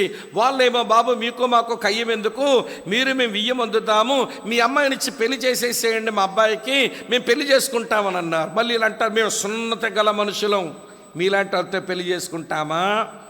మా అమ్మాయిని మీకు ఇచ్చి పెళ్లి చేయాలంటే మీరు సున్నత పొందండి అన్నారు. సరే, వాళ్ళు కూడా ఏమండి, ఈ పిల్లని ఇష్టపడ్డాడు కాబట్టి మొత్తం షెకెము వాసులంతా సున్నతి పొందారు. సున్నతి ఒక సర్జరీ, ఒక ఆపరేషన్. అది జరిగిన మగవాడు నడవలేడు, పరిగెత్తలేడు, పోరాటాలు చేయలేడు. పాపం ఎవరు మంచాల మీద పడుకున్నారు, అందరూ సున్నతి పొంది. ఇప్పుడు ఈ దీన అన్నదమ్ములు ఏమండి, లేవి షిమియోనులు కత్తి పట్టుకొని ఓచుకోతుకో చంపేశారు వీళ్ళందరినీ.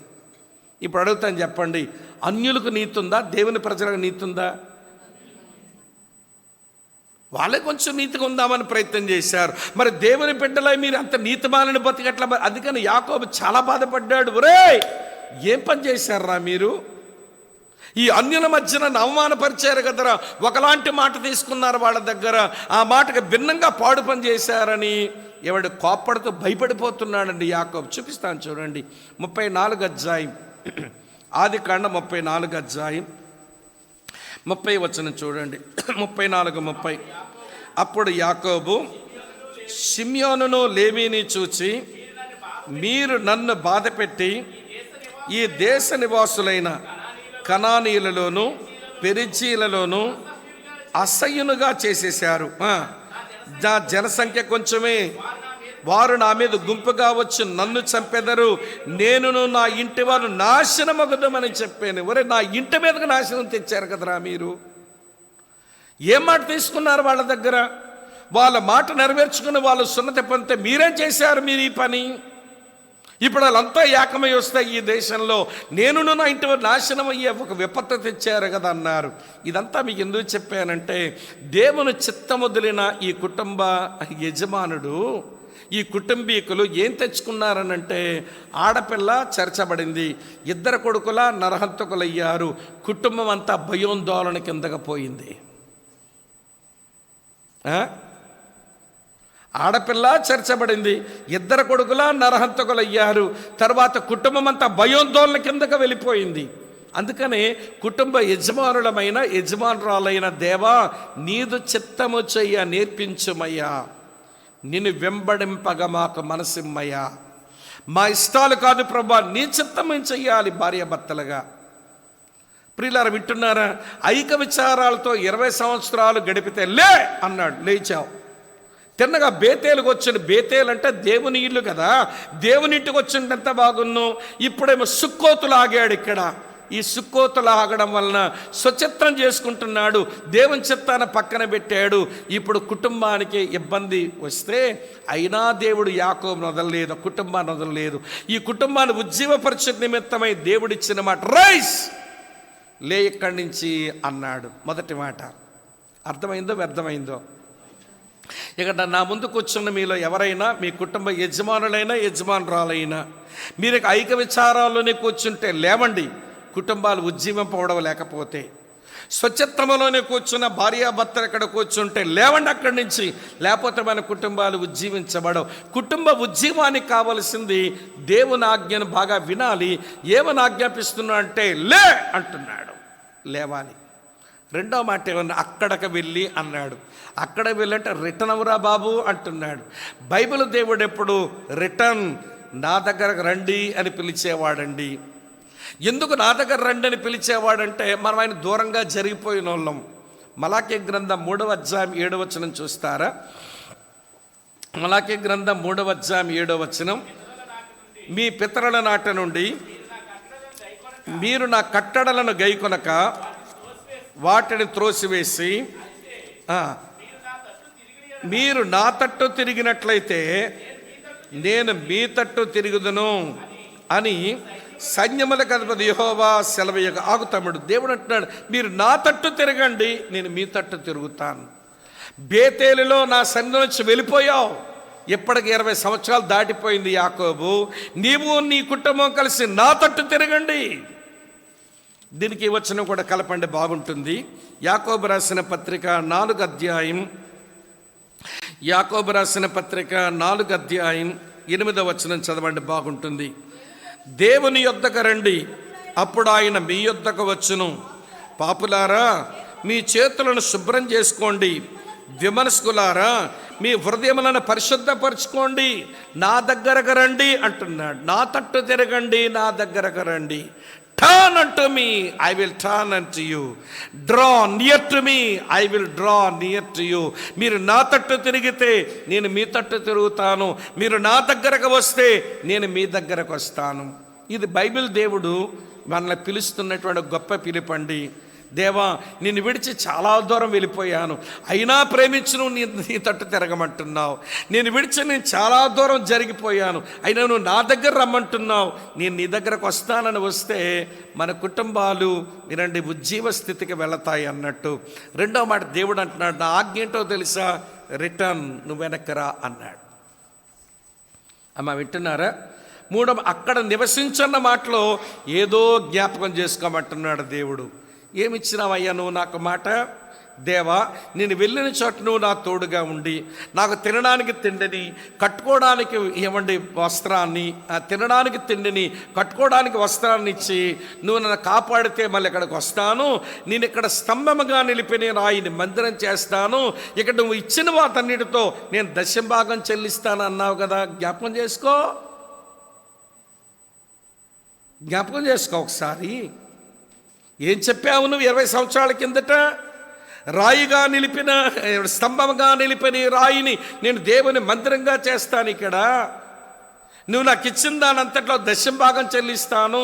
రెఫరెన్స్ వేసుకోండి, ఆదికాండం 28వ అధ్యాయం వినండి. ఆ 20, 21, 2 వచనాల్లో అదే మాట యాకోబు అన్నాడు. నేను వస్తాను, ఇది ఇక్కడ మందిరంగా చేస్తాను, నా దశంభాగం చెల్లిస్తాను. అక్కా చెల్లి బాగా వినండి, మనమంతా కుటుంబాల్లో ఉన్నాము. మనకు శ్రమలు కలిగినప్పుడు మనకు తెలుసో తెలియకుండా మన నోర్లు మొక్కుబడులు చేస్తాయి. మన శ్రమల గుండా వెళ్తున్నప్పుడు మనకు తెలుసో మనకు తెలియకో మన నోర్లు మొక్కుబడులు చేస్తాయి. అవి జ్ఞాపకం చేసుకొని దాన్ని చెల్లించాలి. ఎలా మొక్కుబడులు వచ్చేస్తాయో చూపిస్తాను రండి. 66 కీర్తన తెరవండి ఒకసారి. కీర్తన గ్రంథం నుంచి 66వ కీర్తనలో చూపిస్తాను చూడండి. ఎప్పుడెప్పుడు చేస్తాయో నోట్లోంచి మొక్కుబడులు చెప్తాను. 66వ కీర్తన 14వ వచనం చూడండి. 66:14.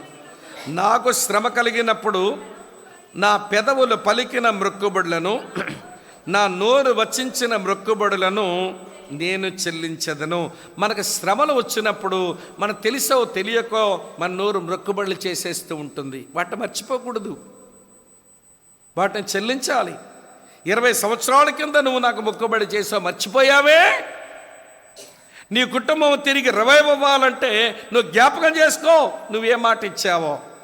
అక్క చెల్లి తమ్ముడన్న మొక్కుబడి చేసుకోవడం తప్పు కాదు, దాన్ని చెల్లించకుండా ఉండడం తప్పు. ఇది సొలొమోను చెప్పాడు. ఆ మాట మీ కొరకే చదువుతాను చూడండి. ప్రసంగి గ్రంథం 5వ అధ్యాయంలో 4వ వచనం ఇలా ఉంది. ప్రసంగి గ్రంథం రాసుకోండి రెఫరెన్స్లన్నీ. 5వ అధ్యాయం 4వ వచనం చూడండి. నువ్వు దేవునికి మొక్కుబడి చేసుకుని ఎడల దాన్ని చెల్లించుటకు ఆలస్యము చేయకము, బుద్ధిహీనుల యందు ఆయనకి ఇష్టం లేదు. నీవు మొక్కుకొని దాన్ని చెల్లించము. నువ్వు మొక్కుకొని చెల్లించకుండా ఉండడం కంటే మొక్కుకోకుండా ఉండడమే మేలు కదా. ఎందుకు మొక్కుబడి చేశావు? ఆలస్యం చేస్తున్నా మొక్కుబడి చెల్లించడానికి. రిమెంబర్, జ్ఞాపకం చేసుకో ఏ మాట ఇచ్చావు, నువ్వేం చేస్తున్నావు. నీ కుటుంబం ఉజ్జీవించబడాలనంటే అమ్మ వింటున్నారా, మొదటి మాట లేచి, రెండో మాట వెళ్ళి, మూడో మాట నివసించి.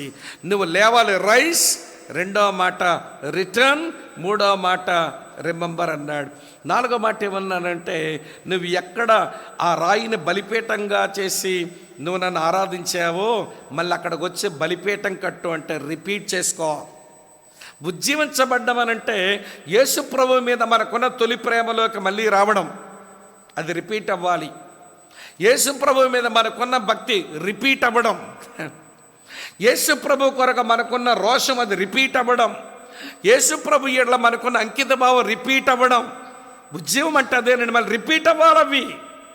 దేవుడు అదే కోరుతున్నాడు. ఈ ఫ్యామిలీలో అమ్మ వింటున్నారా, ఒకప్పుడు ఉన్నటువంటి డివోషన్, ఒకప్పుడు ఇచ్చిన మాటలు అన్నీ మర్చిపోయి బ్రతుకుతుంటే ముందు కుటుంబ యజమానితో దేవుడు మాట్లాడుతున్నాడు. అమ్మ అర్థమవుతుందండి. ఉద్యమానికి కుటుంబ యజమానులు, కుటుంబ యజమానురాలు దేవుని మాటలు వినడం రావాలి. మా ఫ్యామిలీకి నీ హెడ్ ఏంటి? హెడ్ వలకాడు, దేవుడు చెప్పిన మాట వినడమే నీ చేత కావట్లేదు. నా ఫ్యామిలీకి నేనే పెద్ద, నా మాటే నెగ్గుద్ది. ఏంటి నెగ్గేది? మరి దేవుని మాటలు వినడం వస్తుందా నువ్వు కుటుంబ యజమానురాలుగా? మీరు నొచ్చుకోకండి ఇలా మాట్లాడానని వ్యంగ్యంగా. ఈరోజు మీ కుటుంబానికి పెద్దలమంటావు, దేవుడు చెప్పిన మాట నువ్వు వినవు. నీ వినకపోతే నీ కూతురు వింటదా? నీ వినకపోతే నీ కొడుకు వింటదా? ఏదో సామెత ఉందిలేండి, ఆవు పొలములో మేస్తే దూడ ఒడ్డున మెయ్యునా. అమ్మ వింటున్నారా? ఇప్పుడు పాత స్టోరీ రీడర్స్ డైజెస్ట్లో చదివా, జరిగిన విషయం రాశారు. ఒక ఆర్మీ ఆఫీసర్ ఇండియాలోనే ఏమంటే ఆ నార్త్లో పనిచేసే ఆయన అమ్మ సాయంత్రం ఆలకిస్తున్నారా, రోజంతా డ్యూటీ చేసుకుంటాడు, సాయంత్రం వచ్చి ఫ్రెష్ అయిపోయి మళ్ళీ క్లబ్కి వెళ్ళిపోతాడు, తాగడానికి, పేకాట ఆడడానికి. పోతుంటే ఒకరోజు ఉదయాన్నే వాళ్ళ కొడుకు వచ్చాడంట. రాగానే ఏంట్రా ఇలా వచ్చావు? నేను డ్యూటీకి వెళ్తున్నానంటే, డాడీ ఈరోజు నా బర్త్డే డాడీ అన్నాడు. అంటే కొడుకు బర్త్డే కూడా జ్ఞాపకం లేదు. ఓ హ్యాపీ బర్త్డే అన్నాడు కొడుక్కి. ఆ పిల్లాడేమో అలాగే నిలబడి, ఏంట్రా నిల్చున్నావు, ఏం కావాలి? మంచి డ్రెస్ తెస్తాను, ఇంకా చాక్లెట్లు తెస్తాను, స్వీట్లు తెస్తాను, ఏం కావాలి నాన్న చెప్పు, తెస్తాను ఇవాళ అన్నట్ట. ఏమి వద్దుగా డాడీ, నువ్వు నాతో ఈరోజు ఈవినింగ్ ఉంటే నాకు అంతే చాలు, మీరు నాతో ఉండండి డాడీ అన్నట్ట. సాయంత్రం మీరు నాతో ఉండండి డాడీ అన్నాడు. సరేలే అని చెప్పి డ్యూటీకి పోయినాడు. డ్యూటీ నుంచి వస్తూనే కేక్ తెచ్చాడు, బట్టలు తెచ్చాడు, స్వీట్లు తెచ్చాడు, చాక్లెట్లు తెచ్చాడు, అన్నీ కొడుకు చేతులు పెట్టి, నాన్న నీకు కావలసినవన్నీ తెచ్చాను, బర్త్డే సెలబ్రేట్ చేసుకో, నా ఫ్రెండ్స్కి పార్టీ ఇస్తాను, క్లబ్కి వెళ్ళాలంటున్నాడు. మళ్ళీ ఈడేమో డాడీ మీరుండరా అన్నాడు. నాకు అవ్వదురా, నీ పేరు మీద పార్టీ ఇస్తున్నాను నేను. సరే మొత్తాన్ని ఫ్రెష్ అయిపోయి, ఏమండి బాగా మంచు కురుస్తుంది, ఏమండి ఆ కాశ్మీర్ ప్రాంతంలో మంచు కురుస్తుంది, ఆ బూట్లు వేసుకొని చీకటి కూడా పడిపోయింది, గబగబా క్లబ్కి వెళ్ళిపోతున్నాడు. క్లబ్కి వెళ్ళిపోయిన తర్వాత వింటున్నారా మీరంతా? ఫ్రెండ్స్తో కూర్చుని తాగుతున్నాడు, పేకాడుతున్నాడు, ఏమేమి ఆర్డర్ చేశాడు.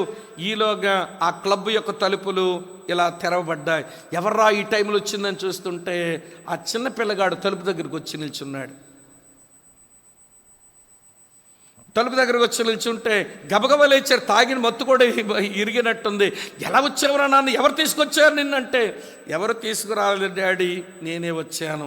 మరి దారి ఎట్లా తెలిసిందిరా ఈ జంగిల్లో అంటే, డాడీ మీరు షూ వేసుకొని వచ్చారుగా, మంచులో మీ అడుగుల ఏమండి అచ్చులు కనబడ్డాయి, మీ అడుగులో అడుగేసుకుంటూ వచ్చాను, ఎక్కడికి తేలాను.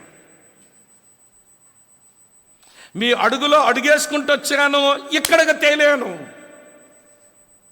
ఈరోజు తండ్రివి తల్లివి, నువ్వు ఏ అడుగులు వేసుకుంటూ వెళ్తున్నావో, నీ అడుగులో అడుగేసుకుని వస్తున్న నీ పిల్లలు నువ్వు ఎక్కడ తేల్తావో అక్కడ తేలుతారు వీళ్ళు. ఆ స్పృహ లేకుండా కుటుంబాల్లో బతికేస్తున్నాం మనం. అరే నేను దేవుని వాక్యమైనా పోతే నా పిల్లలేం వింటారు, నేను దేవుని మందిరంలో కనబడకపోతే నా పిల్లలేం కనబడతారు. మనని మా ఒక సహోదరుడు అన్న చాలా ఘోరంగా ఉందన్న పరిస్థితి అన్నాడు. ఏమనంటే, ఏ పిల్లాడు కొరకైతే ఈ యేసుప్రభు నమ్మారు అమ్మా నాన్నలు, వాడేమో ఇప్పుడు ఈ పండగ సందర్భంగా ఏవో జాతరలు జరుగుతుంటే వాడు తాగేసి డ్యాన్సులు వేస్తున్నాడు. అంటే నేను చెప్పాను కదా, వాళ్ళు ఫ్యామిలీలో ఆ పిల్లాడిని తీసుకురాకుండా వస్తున్నారు. వాడు జబ్బు పట్టాడు, యేసుప్రభు బాగు చేస్తాడని నమ్ముతామని వచ్చారు, వాళ్ళు నమ్మారు. కానీ మందిరాన్ని తీసుకురావట్లేదు, ఎన్నిసార్లు హెచ్చరించమని చెప్పాను, మీరు చెప్పారా అంటే వాళ్ళు వినలేదని అంటాడు. ఈరోజు ఏం చేస్తున్నాడు, వాడు తాగేసి రోడ్డు మీద నాగిని డ్యాన్సులు వేస్తున్నాడంట, పాము డ్యాన్సులు. ఇప్పుడేమో అక్కడున్న బ్రదర్ అంటాడు, అన్న ఘోరం చేస్తున్నాడన్న వాడు. పేరెంట్స్ వినండి, నువ్వు మందిరంలోకి వచ్చి క్రమంగా కూర్చుని దేవుని వాక్యమైన దేవునిలో ఎదకపోతే నీ కూతురు రాదు, నీ కొడుకు రాడు. నేరం వాళ్ళ మీద మోపకండి, పిల్లలు ఎప్పుడు నేరస్తులు కాదు నా దృష్టిలో. నువ్వే సరైన అడుగులు వెయ్యవు, మరి నీ పిల్లలు ఎందుకు వేస్తారు? నువ్వే సరిగా దేవుని మందిరంలో కనబడవు. విజయనగరం జిల్లాలో చీపురుపల్లి అనే ప్రాంతాల ముందు పరిచర్య ప్రారంభించా. ఒక ఇంట్లో ఆరాధన పెట్టుకునే వాళ్ళం మేము. అక్క చాలా ఆత్మీయురాలు. ఒకరోజు అంటే, తమ్ముడు స్వామి చూసావా వీడు ఎలాగన్నాడో అంది. అంటే వాళ్ళ అబ్బాయి. ఏమన్నాడు అక్క అన్నాను నేను. ఆడన్నాడంటండి, ఒరే సండే స్కూల్కి వెళ్ళరా, యూత్ మీటింగ్కి వెళ్ళరా అని అంటుంది వాళ్ళ అమ్మ. అందుకనే అక్కలకు అంటుంటే వీడు అన్నాడట, మమ్మీ డాడీలాగా నేను చర్చగొడ్డాను, నాకు ఇంకెంత వయసు రావాలి అన్నాడట. డాడీని ఊరికే ఇబ్బంది పెట్టట్లేదు, వెళ్ళండి రండి అంటలేదు కదా, నన్ను నువ్వు పిలవకుండా వెళ్ళకుండా ఉండాలంటే నాకు ఇంకెంత వయసు వస్తే నువ్వు అడగకుండా ఉంటావు చెప్పు అంటున్నాడట ఆ పిల్లాడు. నేను విషయం మీకు ఎందుకు చెప్పానో తెలుసా? దేవునికి స్తోత్రం, యాకోబు దేవుని ఆజ్ఞలు 20 సంవత్సరాల తర్వాత అయినా విన్నాడు. యాకోబు దేవుని ఆజ్ఞలు 20 సంవత్సరాల తర్వాత అయినా విన్నాడు. అమ్మ వింటున్నారా? ఈరోజున భార్యాభర్తలు దేవుని మాటలు చెవిని పెట్టడం వస్తుందా మనకు అన్నది ప్రశ్న. ఏమండి, మొదటి అనుభవం అయిపోయింది. రెండో అనుభవం చెప్తాను విని. ఈవేళ కూడా లేటుకు వదిలేలాగా ఉన్నాను. నాకు కూర్చోబెట్టారు కదా, కాలు నొప్పి లేదు, అంత ఎక్కడ పోతాను ఏమన్నట్టుంది. అర్థమవుతుందా విషయం? అర్థమవుతుందా అమ్మ? లోకంలో ఎవడు చెప్పడం మనకి విషయాలు. దేవుని వాక్యంలోంచి దేవుడు మనతో మాట్లాడితే మనం చక్కబెట్టుకుందాం అంతే. ఏమంటే రెండో విషయం ఏంటో తెలుసా? దేవుని ఆజ్ఞలు లక్ష్య పెట్టడం. చదువుతాను చూడండి, 35వ అధ్యాయం ఆది కాండంలో 2-4 వచనాలు చదువుతాను చూడండి. యాకోబు తన ఇంటి వారితోనూ తన యొద్ద ఉన్నవారందరితోనూ మీ యొద్దనున్న అన్య దేవతలను పారవేసి మిమ్మల్ని మీరు శుచిపరచుకొని మీ వస్త్రాలు మార్చుకొనండి. మనం లేచి బేతేలుకు వెళదాం. నా శ్రమ దినమున నాకు ఉత్తరం ఇచ్చి నేను వెళ్ళిన మార్గము నా తోడయుండున దేవునికి అక్కడ బలిపీఠం కట్టుదమని చెప్పాను. వారు తమ యొద్దనున్న అన్ని దేవతలన్నిటినీ తమ చెవులనున్న పోగులను యాకోబును కప్పగింపగా యాకోబు శెకెము దగ్గరనున్న మస్తక వృక్షము కింద వాటిని దాచిపెట్టాను. ఈ వచనాలు నాకేమి నేర్పిస్తున్నాయంటే, యాకోబు దేవునాజ్ఞను లక్ష్య పెట్టాడు కనుకనే తన కుటుంబీకులందరికీ తన ఇంట ఉన్న వారందరికీ ఎవడు బోధిస్తున్నాడు. విన్నవాడు కాస్త లక్ష్య పెట్టాడు. ఇప్పుడు యాకోబే దేవునాజ్ఞ లక్ష్య పెట్టాడు కాబట్టి కుటుంబ సభ్యులు కూడా లక్ష్య పెట్టడం మొదలుపెట్టారు. ఇప్పుడు దేవుని ఆజ్ఞ లక్ష్య పెట్టని యాకోబు ఏం చెప్పినాడు, ఆ కుటుంబీకులు ఏం చేశారో చెప్తాను. మొదటి మాట ఏమన్నాడు తెలుసా? మీ దగ్గరున్న అన్ని దేవతలు తీసి పారేయండి, మన జీవమగల దేవుని దర్శించడానికి వెళ్తున్నాం, ఒక బొమ్మను దర్శించడానికి వెళ్ళడంలా. ఈ బేతేలు దేవుడు జీవము కలిగిన వాడు, ఆయన చెందవలసినటువంటి మహిమను విగ్రహములకు చెందనిచ్చేవాడు కాదు. ఆయన ఒక బొమ్మగాడు, ఆయన సజీవుడు. కనుక మీ దగ్గర ఉన్న అన్ని దేవతలు తీసి పారేయండి అన్నాడు మొదటి మాట. అదేంటో తర్వాత చెప్తాను. రెండో, మిమ్మల్ని మీరు శుచిపరచుకోండి అన్నాడు. మిమ్మల్ని మీరు శుచిపరచుకోండి అన్నాడు రెండో మాట.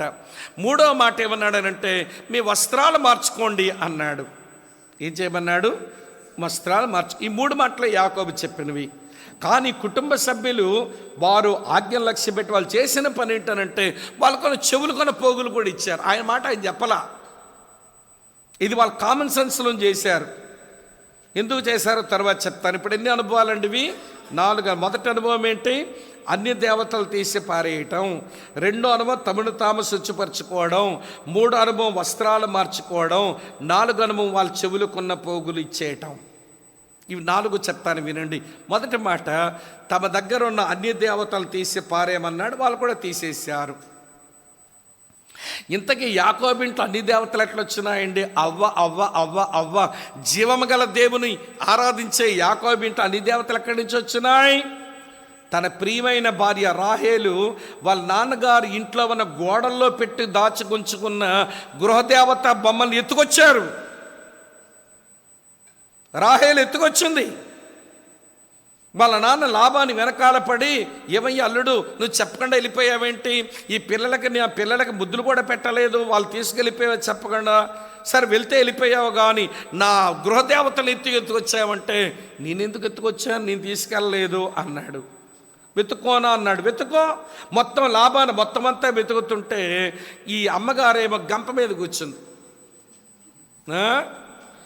దొంగ ముఖం ఎత్తుకొచ్చి విగ్రహాలను ఎత్తుకొచ్చిన ఆమె గంప మీద కూర్చుంది. మొత్తం అంతా వెతికితే ఎక్కడా ఏ విగ్రహం కనబడకపోతే ఇప్పుడు వచ్చిన పాప, నా గృహదేవతల విగ్రహాలు పోయినాయమ్మా, నేను వెతుక్కోవడానికి వచ్చాను, లేస్తావా? వెతుక్కుంటానని. నాన్నగారు నేను కడగా ఉన్నా, నన్ను ఇబ్బంది పెట్టకండి అంది. నేను కడగా ఉన్నాను, నన్ను ఇబ్బంది పెట్టకండి. సరే కూతురు కడగా ఉంటే నేను ఎట్లా ఇబ్బంది పెడతానని వెళ్ళిపోయినాడు. గంప కింద ఉంచుకుంది. అంటే ఇప్పుడు ఆ ఇంట్లో ఏమున్నాయి అన్నమాట? రహస్య విగ్రహాలు ఉన్నాయి, సీక్రెట్ ఐడియల్స్ ఉన్నాయి. ఇప్పుడు మీకు విషయం చెప్తాను వినండి. అక్కడ ఆమె దాచుకున్నది రహస్య విగ్రహాలు గంప కింద ఉంది. ఈ రోజున చాలామంది దేవుని పిల్లలు వింటున్నారా? ఇవాళ దేవుని పిల్లల కుటుంబాల్లో రహస్య విగ్రహాలు ఉంటున్నాయి. ఏంటి రహస్య విగ్రహం మీతో చెప్పనా? యేస్కేలు గ్రంథంలో దేవుడు అంటాడు, నరపుత్రుడా, వీరు తమ హృదయములలోనే విగ్రహములు నిలుపుకొని నా దగ్గర వీరు విచారణ చెయ్యదగునా? వీరు హృదయాలలో విగ్రహాలు నిలిపేసుకున్నారు అంటాడు. చూపిస్తాను చూడండి. యేస్కేలు గ్రంథం 14:3 యేస్కేలు గ్రంథం 14:3 నరపుత్రుడా, ఈ మనుషులు తమ హృదయములలో విగ్రహములనే నిలుపుకొని దోషం పుట్టించి అభ్యంతరం తమ ఎదుటనే పెట్టుకొని ఉన్నారు. వీరు నా యొద్ద ఏమైనా ప్రార్థించవచ్చా? ప్రార్థనలు మళ్ళీ చేస్తున్నారు వీళ్ళు. వినండి. హృదయంలో నిలుపుకున్న విగ్రహాలు, రహస్య విగ్రహాలు. స్వామి బ్రదర్ గోడ మీద లేవు విగ్రహాలు. స్వామి బ్రదర్ దేవుడి మూల లేవు మాకు విగ్రహాలు. స్వామి బ్రదర్ దేవుని గదిలో లేవు విగ్రహం. మా ఇంట్లో దేవుని గది ఉండదు, మీ విగ్రహాలు ఏం చేయటం లేదు, పూజించడం లేదు అనొచ్చేమో నువ్వు. కానీ దేవుడు అంటాడు, నీ హృదయంలో నిలుపుకున్న విగ్రహాలు ఎలా ఉంటాయో చెప్తాను వినండి. జాన్ వెస్లీ అనే దేవుని సేవకుడు ఇంగ్లాండ్ దేశంలో ఉజ్జీవాన్ని తెచ్చిన దైవజనుడు అన్నాడు, ఏమండి రహస్య విగ్రహాలంటే ఏంటనంటే దేవుని మీద నీకున్న ప్రేమ, దేవుని మీద నీకున్న భక్తి చల్లార్చింది ఏదైనా అది నీ హృదయంలో ఒక రహస్య విగ్రహమే. Anything that holds the devotion and love towards God is an secret idol. దేవుని మీద నీకున్న భక్తి, దేవుని మీద నీకున్న ప్రేమ చల్లార్చేది ఏదైనా అది నీ హృదయంలో నువ్వు పెట్టుకున్న రహస్య విగ్రహమే. ఈరోజు మేము విగ్రహారాధకులు కాదండి, మాకే బొమ్మలు లేవండి, ఈ మాటలు చెప్తావు. కానీ దేవుని మీద నీకున్న ప్రేమ, దేవుని మీద నీకున్న భక్తి చల్లార్చింది ఏదో ఉంటుంది. ఏమంటే అది నీ బతుకుల విగ్రహం అనేది ఇది ముందు పారేయడం లేదు. మనం అంతెందుకండి, రేవంత్ రెడ్డి గారు ఆ పథకం పెట్టారు అనుకుందాం. మీ పథకాలు పెద్ద నేను చదవలేదు, కానీ మాకు సూపర్ 6 ఉందిలేండి. ఆ సూపర్ 6లో ఒకటి ఇంకా నెరవేర్పుకు రాలేదని ఏడుతున్నారు ఆంధ్ర వాళ్ళంతా. మళ్ళీ అవన్నీ మాట్లాడుకుంటే పొలిటికల్ మీటింగ్ అవుద్ది. అమ్మ వింటున్నారు. రేవంత్ రెడ్డి గారు ఆ పథకం పెట్టారు. పథకం ఏంటనంటే, ఆదివారం 10 గంటలకు ఖమ్మంలో పలానా జంక్షన్లో ఆడవాళ్ళందరికీ చెరుకు తులం బంగారం ఇవ్వబోతున్నాను, మీరంతా వచ్చి తులం బంగారం తీసుకోండి. తమ్ముడు జాన్ బాబు గారు అన్నారు, ప్రియులారా రేపు ఆదివారం మన ఆరాధన సమయం 10 గంటలకు మీరు మందిరానికి రండి అన్న. ఇప్పుడు అక్కలు చెప్పండి, మీరు ఎక్కడ ఉంటారా? అక్కడ ఉంటారా? అబద్ధాలు చెప్పకండి. తులం అంటే ఏంటి, సామాన్యం ఏంటండి? ఇప్పుడు 1,00,000 అయిపోయింది, దగ్గర 80,000 90,000 అయిపోయిందంట. పోతే పోయింది. ఒక ప్రసంగం జాన్ బాబు అని చెప్పింది, రికార్డ్ అవుట్ చేస్తున్నారు కదా, మీనెంతలేదు తర్వాత. తులం బంగారం పోగొట్టుకుంటామండి ఒక ప్రసంగానికి. ప్రసంగం పోద్దామనికి ఎలాగ రికార్డ్ చేస్తున్నారు కదా, మన యూట్యూబ్లో తర్వాత చూసేసుకోవచ్చు. వెళ్ళిపోదాం, అక్కడ ఉందాం. పరిశుద్ధుల సావాసం అక్కర్లేదు, దైవజన దగ్గర నుంచి ఆ ప్రసంగం అక్కర్లేదు, ప్రభు బలను సమీపించనక్కర్లేదు, ప్రభుకు కానుక పెట్టనక్కర్లేదు, ఇవేంటే ప్రభుకు ప్రార్థన చేసుకోనక్కర్లేదు, దేవుని సేవకుని కంటిలో పడనక్కర్లేదు. వెళ్ళిపోదాం తులం బంగారానికి. లేదా విగ్రహం? ఇది కాదా నీ హృదయంలో నిలుపుకునే విగ్రహం? దేవుని సన్నిధి కంటే ఏమంటే దొరికే ఒక తులం బంగారాన్ని కక్కుర్తి పడే వాళ్ళు లేరంటారా? వినండి ప్రియమైన స్నేహితులారా, కొంతమందికి వాళ్ళ ఇల్లే విగ్రహం. కొంతమంది ఇల్లులు వినండి నిగనగలాడాలని వాళ్ళ పడే పాటలు చూస్తుంటే అక్కడ మీరు మంచోళ్ళేమో కానీ తుడిచిందే తొడవ, కడిగిందే కడగ, పామిందే పామ. వీళ్ళకి ఒక జబ్బు ఉంటుందిలేండి, అది మీకు జబ్బు మీకు తెలియదు, కానీ నా జబ్బు పేరు ఏంటంటే ఓసిడి అంట. ఓసిడి అంటే ఓవర్ క్లీనింగ్ డిసీజ్. కడిగిందే కడుగుతారు, పామిందే పావుతారు, ఏమండి తోమిందే తోముతుంటారు. తోమే కదా తల్లి, గిన్నె చాలదా, అది అరిగిపోవాలి ఇంకంతే. ఆమెకి ఇల్లు వస్తువులే విగ్రహం. కొంతమందికి తీ పడే.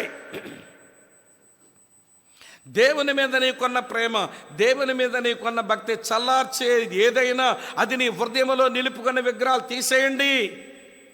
బేతేలు దేవుణ్ణి ఆరాధించే వాళ్ళం మనం. అమ్మ వింటున్నారా? యాకోబు చెబితే అన్య దేవత విగ్రహాలన్నీ తీసి పడేసారండి. రెండవ మాట, మిమ్మల్ని మీరు శుచిపరచుకోండి అన్నాడు. వాళ్ళ శుచి బాహ్య శుచి, ఒళ్ళు కడుక్కుంటారంతే. కానీ ఈరోజు దేవుని పిల్లల మన శుచి ఏంటో తెలుసండి, మన శుభ్రత ఏంటో తెలుసండి, అంతరంగాన్ని కడుక్కునే వాళ్ళం. హెబ్రీ పత్రిక 9వ అధ్యాయం 14వ వచనం ప్రకారం యేసు రక్తముతో మన మనస్సాక్షిని శుద్ధి చేసుకునే వాళ్ళం. ఈ శుచి జరగాలి. హెబ్రీ పత్రిక 9వ అధ్యాయం 14వ వచనం ప్రకారం ఏమంటే మన అంతరంగాన్ని మనం శుద్ధి చేసుకోవాలండి. తర్వాత యోహాను సువార్త 15వ అధ్యాయం 3వ వచనం ప్రకారం మన హృదయాన్ని వాక్యముతో శుద్ధి చేసుకోవాలండి. అమ్మ అర్థమవుతుంది నేను చెప్పే విషయం. తెస్సలోనికీయులకు రాసిన 2వ పత్రిక 2వ అధ్యాయం 13వ వచనం ప్రకారం పరిశుద్ధాత్మని చేత మన జీవితమే శుచిపరచుకోవాలండి. వస్తుంది ఈ అనుభవం చెప్పండి. ఆయన రక్తము చేత, ఆయన వాక్యము చేత, ఆయన ఆత్మ చేత మన జీవితాలను శుభ్రం చేసుకునే ప్రక్రియ కావాలండి. ఎందుకనంటే పరిశుద్ధ దేవుని కలుసుకోవడానికి వెళ్తున్నాం. ఓ కుటుంబ సభ్యులారా, మీ దగ్గర ఉన్న అన్ని విగ్రహాలు తీసేయండి, మిమ్మల్ని మీరు శుచిపరచుకోండి. వాళ్ళు కూడా లక్ష్య పెట్టి ఆ విగ్రహాలను తీసి పడేశారు, తాము శుద్ధి చేసుకున్నాం. మూడవ మాట, మీ బట్టలు మార్చేసుకోండి. ఏంటమ్మా? బట్టలు మార్చుకోండి. బట్టలు అది ప్రవర్తనకు సాదృశ్యం. మీరు యోధాపత్రిక 23వ వచనంలో కానీ చదివితే అంగి లేదా బట్టలు ప్రవర్తనకు సాదృశ్యం అన్నాడు. ఎఫెసీ పత్రిక 4వ అధ్యాయం 22, 23 వచనాలలో మీ ప్రాచీన స్వభావమును విడనాడి మీరు నూతన స్వభావాన్ని ధరించుకోండి అన్నాడు. అదే ప్రవర్తన, దేవుడు అనుగ్రహించు క్యారెక్టర్. అంటే అర్థం, అన్ని విగ్రహాలు తీసి పాడేయండి, మిమ్మల్ని మీరు శుచిపరచుకోండి, మీ వస్త్రాలు మార్చుకోండి అని అంటే మీ ప్రవర్తన మార్చుకోండి. మీ చిత్తవృత్తి యందు నూతన పరచబడిన వారి రండి బయలుదేరదామని అంటే వాళ్ళు చెవులు కొన పోగులు కూడా ఇచ్చారు. నేను అనుకుంటాను ఇదెందుకు ఇచ్చారంటే ఈ కనాను దేశంలో ఈ శెకెమోల దగ్గర ఈ పద్దనరాముల వీళ్ళ దగ్గర మేము చూస్తే వాళ్ళలాగా మేము తయారయ్యాము, చెవుకు పోగులు పెట్టుకొని. మేము వాళ్ళలాగా ఉండకూడదు, మేము ప్రత్యేకించబడాలనుకున్నారు. సెటపార్ట్ అయ్యారు, ప్రత్యేకించబడ్డారు.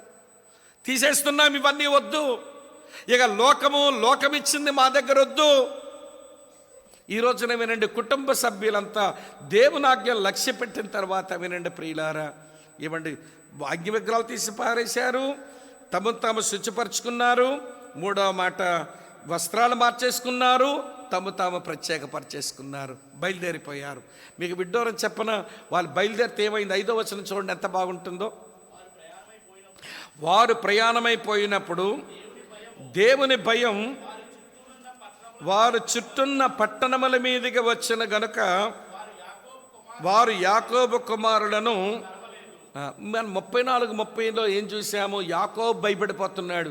వీళ్ళంతా నా మీద పడి గుంపుగా వచ్చి నన్ను చంపెదరేమో, నేనును నా ఇంటి వారు నాశనం అయిపోతాయేమో అని భయపడ్డాడు. భయపడిన కుటుంబ యజమాని, కుటుంబం కొరకు భయపడిన ఆయన. ఈ రోజున ప్రియమైన స్నేహితులారా ఆలకించండి, దేవుని మాటలు లక్ష్యపెట్టిన కారణం చేత భయపడాల్సిన అవసరం లేదు. వీళ్ళ భయమే మనుషుల మీదకి వచ్చిందంట. దేవుని భయమాన్ని కమ్మేస్తే ఇక యాకోబుని అతని ఇంటి వారు ఎవరు ఏమనలేకపోతున్నారంట. దేవుని ఆజ్ఞలు వినడం అది ఉజ్జీవానికి దారితీస్తే దేవుని మాటలు లక్ష్య పెట్టడంలో తాము రిఫార్మ్ చేసుకున్నారు, సంస్కరించుకున్నారు, ఉండకూడని తీసి పడేశారు వాళ్ళ దగ్గర నుంచి. ఇప్పుడు దేవుడు రెస్టోర్ చేస్తున్నాడు. అంటే రెస్టోర్ చేయడం అని అంటే బేతేల్లో 20 సంవత్సరాల కిందట ఏ అనుభవం ఉందో ఇప్పుడు యాకోబు అనుభవానికి వచ్చేసాడు.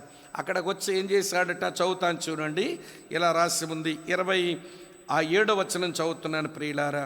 అతను తన సహోదరుని ఎదుట నుండి పారిపోయినప్పుడు దేవుడు అక్కడ అతని ప్రత్యక్షమైన గనక అక్కడ బలిపీఠమని కట్టి ఆ చోటుకి ఎల్బేతేల్ అని పేరు పెట్టాను. నేను అనుకుంటానండి 20 సంవత్సరాల కింద ఆ చోట్లో ఉన్నాను, ఇప్పుడు మళ్ళీ వచ్చాను. నేను తలగడగా చేసుకొని రాయి ఎక్కడుంది, నేను తలగడగా చేసుకొని రాయి ఎక్కడుంది అని ఎంత గబగబా వెతుకుంటాడో మొత్తానికి రాయి దొరికింది. ఆ రోజున దేవుడు ఒక నిచ్చెన వలె కనబడి ఆ నిచ్చెన మీద నుంచి నాకు ఎన్ని వాగ్దానాలు ఇచ్చాడో అవన్నీ జ్ఞాపకం చేసుకొని, ఆ రోజున తాను పూజించిన పూజను జ్ఞాపకం చేసుకొని, వినండి ప్రియులారా, ఏమంటే బలిపీఠము కట్టి అతను దేవుణ్ణి ఆరాధిస్తున్నాడు. చూసారా, అతనితో పాటు కుటుంబం అంతా దేవుణ్ణి ఆరాధిస్తూ ఉంటే బలిపీఠం దగ్గర 5 అనుభవాలు ఉంటాయి. ఇప్పుడు యాకోబు అతని ఇంటి వారు 5 అనుభవాల్లోకి వచ్చేసారు. అమ్మ వింటున్న వరుసగా చెప్తాను, వివరించలేని మన టైం ఎక్కువ అయిపోయింది కాబట్టి మళ్ళీ మనం కూర్చోవాలి. ఇక్కడ మొదటి అనుభవం ఏంటంటే, ఏ దేవుని పేరిట బలిపీఠం కడతారో మేము ఆ దేవుణ్ణి ప్రేమిస్తున్నామని ప్రకటించినట్టు లెక్క. మేము దేవుణ్ణి ప్రేమిస్తున్నాం. అమ్మ వింటున్నారా లేదా మీరు?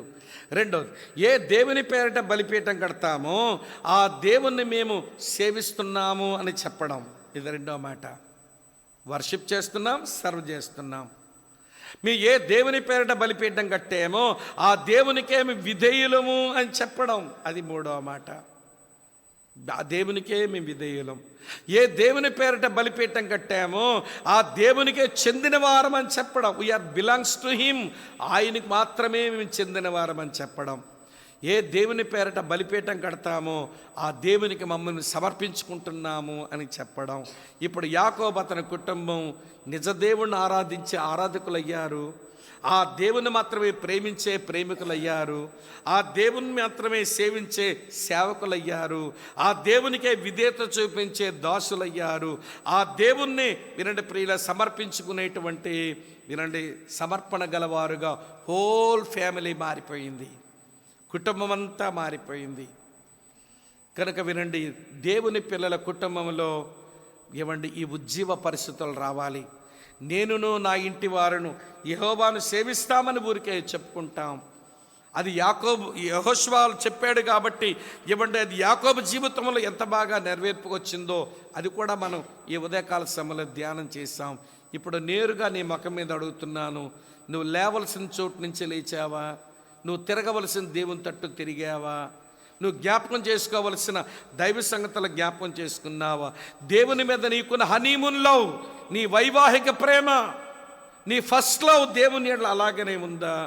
అయితే నువ్వు దేవుని ఆజ్ఞలు విన్న వ్యక్తివే, దాన్ని లక్ష్యపెట్టు. మరి లక్ష్యపెట్టినప్పుడు సంస్కరించుకో.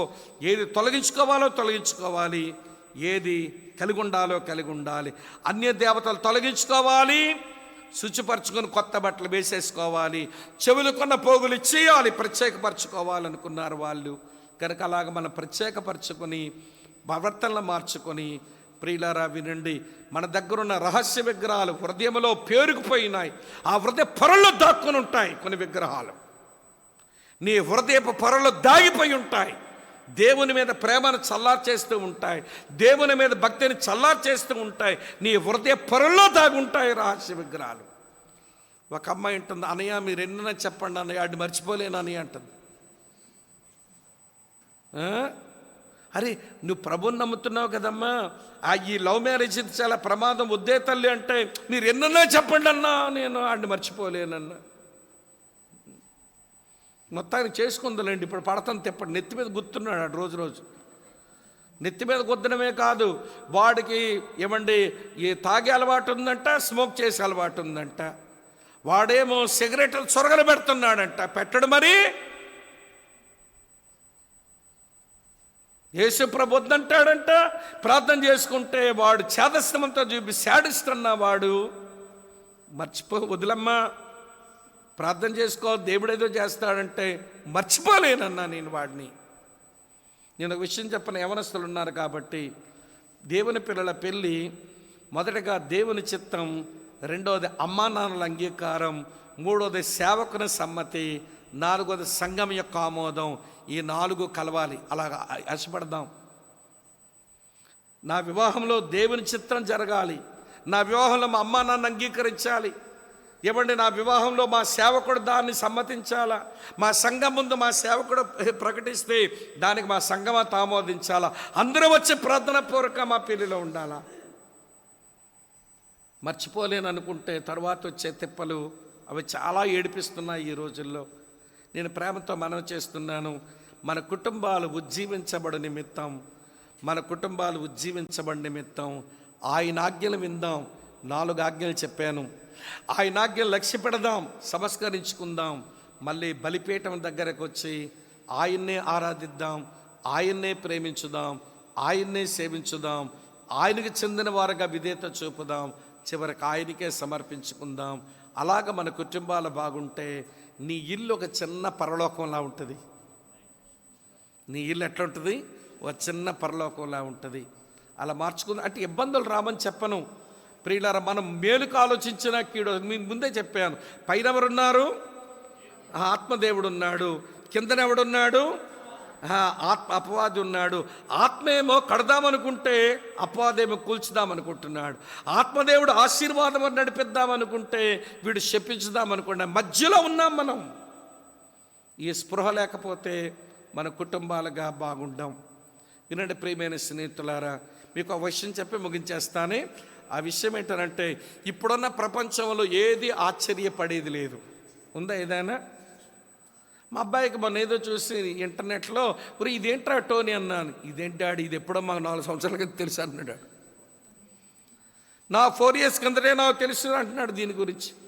అదేంటో అప్పుడే తెలిసిపోయిందా మీకంటే? ఎప్పుడో తెలిసిపోయింది డాడీ ఇవన్నీ అంటాడు. ఈ రోజుల్లో ఆశ్చర్యపరిచేది ఏది లేదండి లోకానికి. కానీ ఒక్కటే ఉంది ఆశ్చర్యపరిచేది లోకానికి. అదేంటనంటే దేవుని వాక్య ప్రమాణాలతో దేవునికి భయపడుతున్న కుటుంబమే లోకానికి ఆశ్చర్యం కలిగించేది. ఇంతకు మించింది ఏది లేదండి ప్రపంచంలో ఆశ్చర్యం కలిగించేది. ప్రభు, నా కుటుంబం లోకానికి ఒక ఆశ్చర్యంగా చేయండి. నా కుటుంబం మా సంఘంలో మార్గదర్శకంగా ఉంచండి. కొన్ని దెబ్బలు తగిలితే తగలివ్వండి. ఇవాడి ప్రభు కృపను కోరుదాం. మనం బాగున్నాం కాబట్టి బాగులేని వాళ్ళని మనమేమి కించపరచొద్దు. ఆ దెబ్బ మనకో తగిలింటే ఇంకా పాడైపోయింది. దేవుడు నువ్వు తట్టుకోలేవని నీకు ఇవ్వలేదు, తట్టుకోగలిగిన వ్యక్తిని ఆ అమ్మకో అయ్యకో ఇచ్చాడు. కనుక వాళ్ళని ఎప్పుడూ తోలనాడొద్దు. వాళ్ళ కొరకు ప్రార్థించాలా, ఏడవాలా, వాళ్ళు కూడా బాగుండాలని ఆశించాలి. మెట్టుకు మన కుటుంబాలను చక్కబరుచుకుందాం. తల వంచుదామా? మోకరించే మనసు మీకుంటే కుర్చీలు దిగండి. ప్రభువా, నా కుటుంబం ఉజ్జీవ స్థితిలో ఉంచండి. నా కుటుంబం సంస్కరించుకునే కృప నాకు ఇవ్వండి. నా కుటుంబం పునరుద్ధరించబడినట్లుగా సహాయం చేయండి. ఎందుకు పెళ్ళయిందో తెలియకుండా నాకు పెళ్ళి అయిపోయింది. నా పెళ్ళి ఎందుకు చేశారో కూడా నాకు అర్థం కాకుండా పెళ్ళి అయిపోయింది ప్రభువా. కానీ నాకు నేర్పిస్తున్నావు, నీకు వందనాలు. నీ వాక్యములు ఇవన్నీ రాసి ఉంచావు, నీకు కృతజ్ఞతలు. నేను నా ఇంటి వారు యోగ్యంగా నీ కొరకు బ్రతుకుతాము. యాకోబు లాంటి మోసగాడే, యాకోబు లాంటి బేరగాడే, యాకోబు లాంటి ఎత్తుగాడే అయ్యో తన కుటుంబ జీవితాన్ని చక్కబరుచుకున్నాడు. చివరికి ఎన్నో దెబ్బలు తిన్నాడు, అవమానాలు పొందాడు, ఈతి బాధలు అనుభవించాడు, ఇంట్లో ఉన్న పిల్లల్ని బట్టి క్షోభ అనుభవించాడు. ఎన్ని వచ్చినా కట్టుకోవడానికి ప్రయత్నం చేస్తే నువ్వు సహాయం చేసావు కదా ప్రభువా. నేను నా కుటుంబం తిరిగి కట్టుకోవడానికి కావాల్సిన కటాక్షం ఇవ్వండి. నా తప్పిదమో లేక ఆయన తప్పిదమో నాకు తెలియదు, లేక నా తప్పిదమో లేక ఆవిడ తప్పిదమో నాకు తెలియదు, మా అమ్మా నాన్నల తప్పిదమో లేక మా అవిధేయతో మాకు తెలియదు. ఎక్కడో ప్రశాంతత కోల్పోయాం. దుష్టుడు చాలా గందరగోళంలో పెడుతున్నాడు, ఏడిపిస్తున్నాడు ప్రభువా. మీరు కనికరించకపోతే, మీరు కట్టకపోతే, మీరు మా పక్కన నిలవకపోతే మేము ఆదరించబడలేము. అందరి ముందు ఏడవలేక ఒంటరిగా ఏడ్చుకుని భార్యాభర్తల్ని చాలా ఎరుగుదును నేను. ఎవరికి చెప్పుకుంటాం? ఆరుస్తారా, తీరుస్తారా? చెప్పుకుంటే ఇంకా అవహేళనే చేస్తారేమో, అవమానిస్తారేమో. గుండె నిండా గంపెడు దుఃఖం పెట్టుకొని కనురెప్పల కింద కన్నీళ్లు దాచుకొని నాకే ఈ పరిస్థితి ఎందుకు వచ్చిందని ఏడ్చే భార్యాభర్తలు నేను ఎరుగుదును. అనియా నాకే ఎందుకు ఇలా జరిగింది అని ఏడ్చే వాళ్ళు కూడా లేకపోలేదు. నేను అంటుంటాను వాళ్ళకి, నీకెందుకు జరిగిందంటే, నాకెందుకు జరగలేదంటే, నేను ఎంత బలవంతుడిని కాను బ్రదర్, కానీ ఇవి తట్టుకోగలవని అనుమతించాడేమో. అలాంటి పరిస్థితులు ఉండా వెళ్ళిన నీ అలాంటి పరిస్థితులు వచ్చిన అనేకులు ఆదరిస్తావని, అనేకులకు నువ్వు ఒక మాదిరి అవుతావని, నేర్పిస్తావని, కడతావని నీకు ఆ కష్టం ఇచ్చాడేమో. తట్టుకో, కొంచెం ధైర్యం తెచ్చుకో, నీ వల్ల ఏదో గొప్ప పని జరుగుద్ది. సహోదరి, నీ విషయంలో కూడా అంతే. అడుగుదామా, ప్రభువా నీ మాటలు లక్ష్య పెట్టడం, నీ మాటలు వినడం, నీ మాటలను గౌరవించడం నేర్పించండి. నీ బలిపీఠంతో తాడేసుకొని మా జీవితాలు కట్టేసుకునే కృప అనుగ్రహించము. నీ బలిపీఠ కొమ్ములు పట్టుకొని బ్రతికే కృప నాకు ఇవ్వండి అని భారంతో ప్రార్థన చేద్దామా?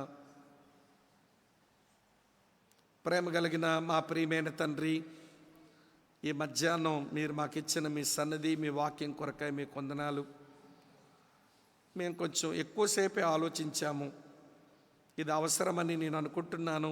మీరు కూడా అవసరం అనుకునే మాతో మాట్లాడుతున్నారని నమ్ముతున్నాము. మెట్టుకు మా అన్ని కుటుంబాలు బాగుపడాలి.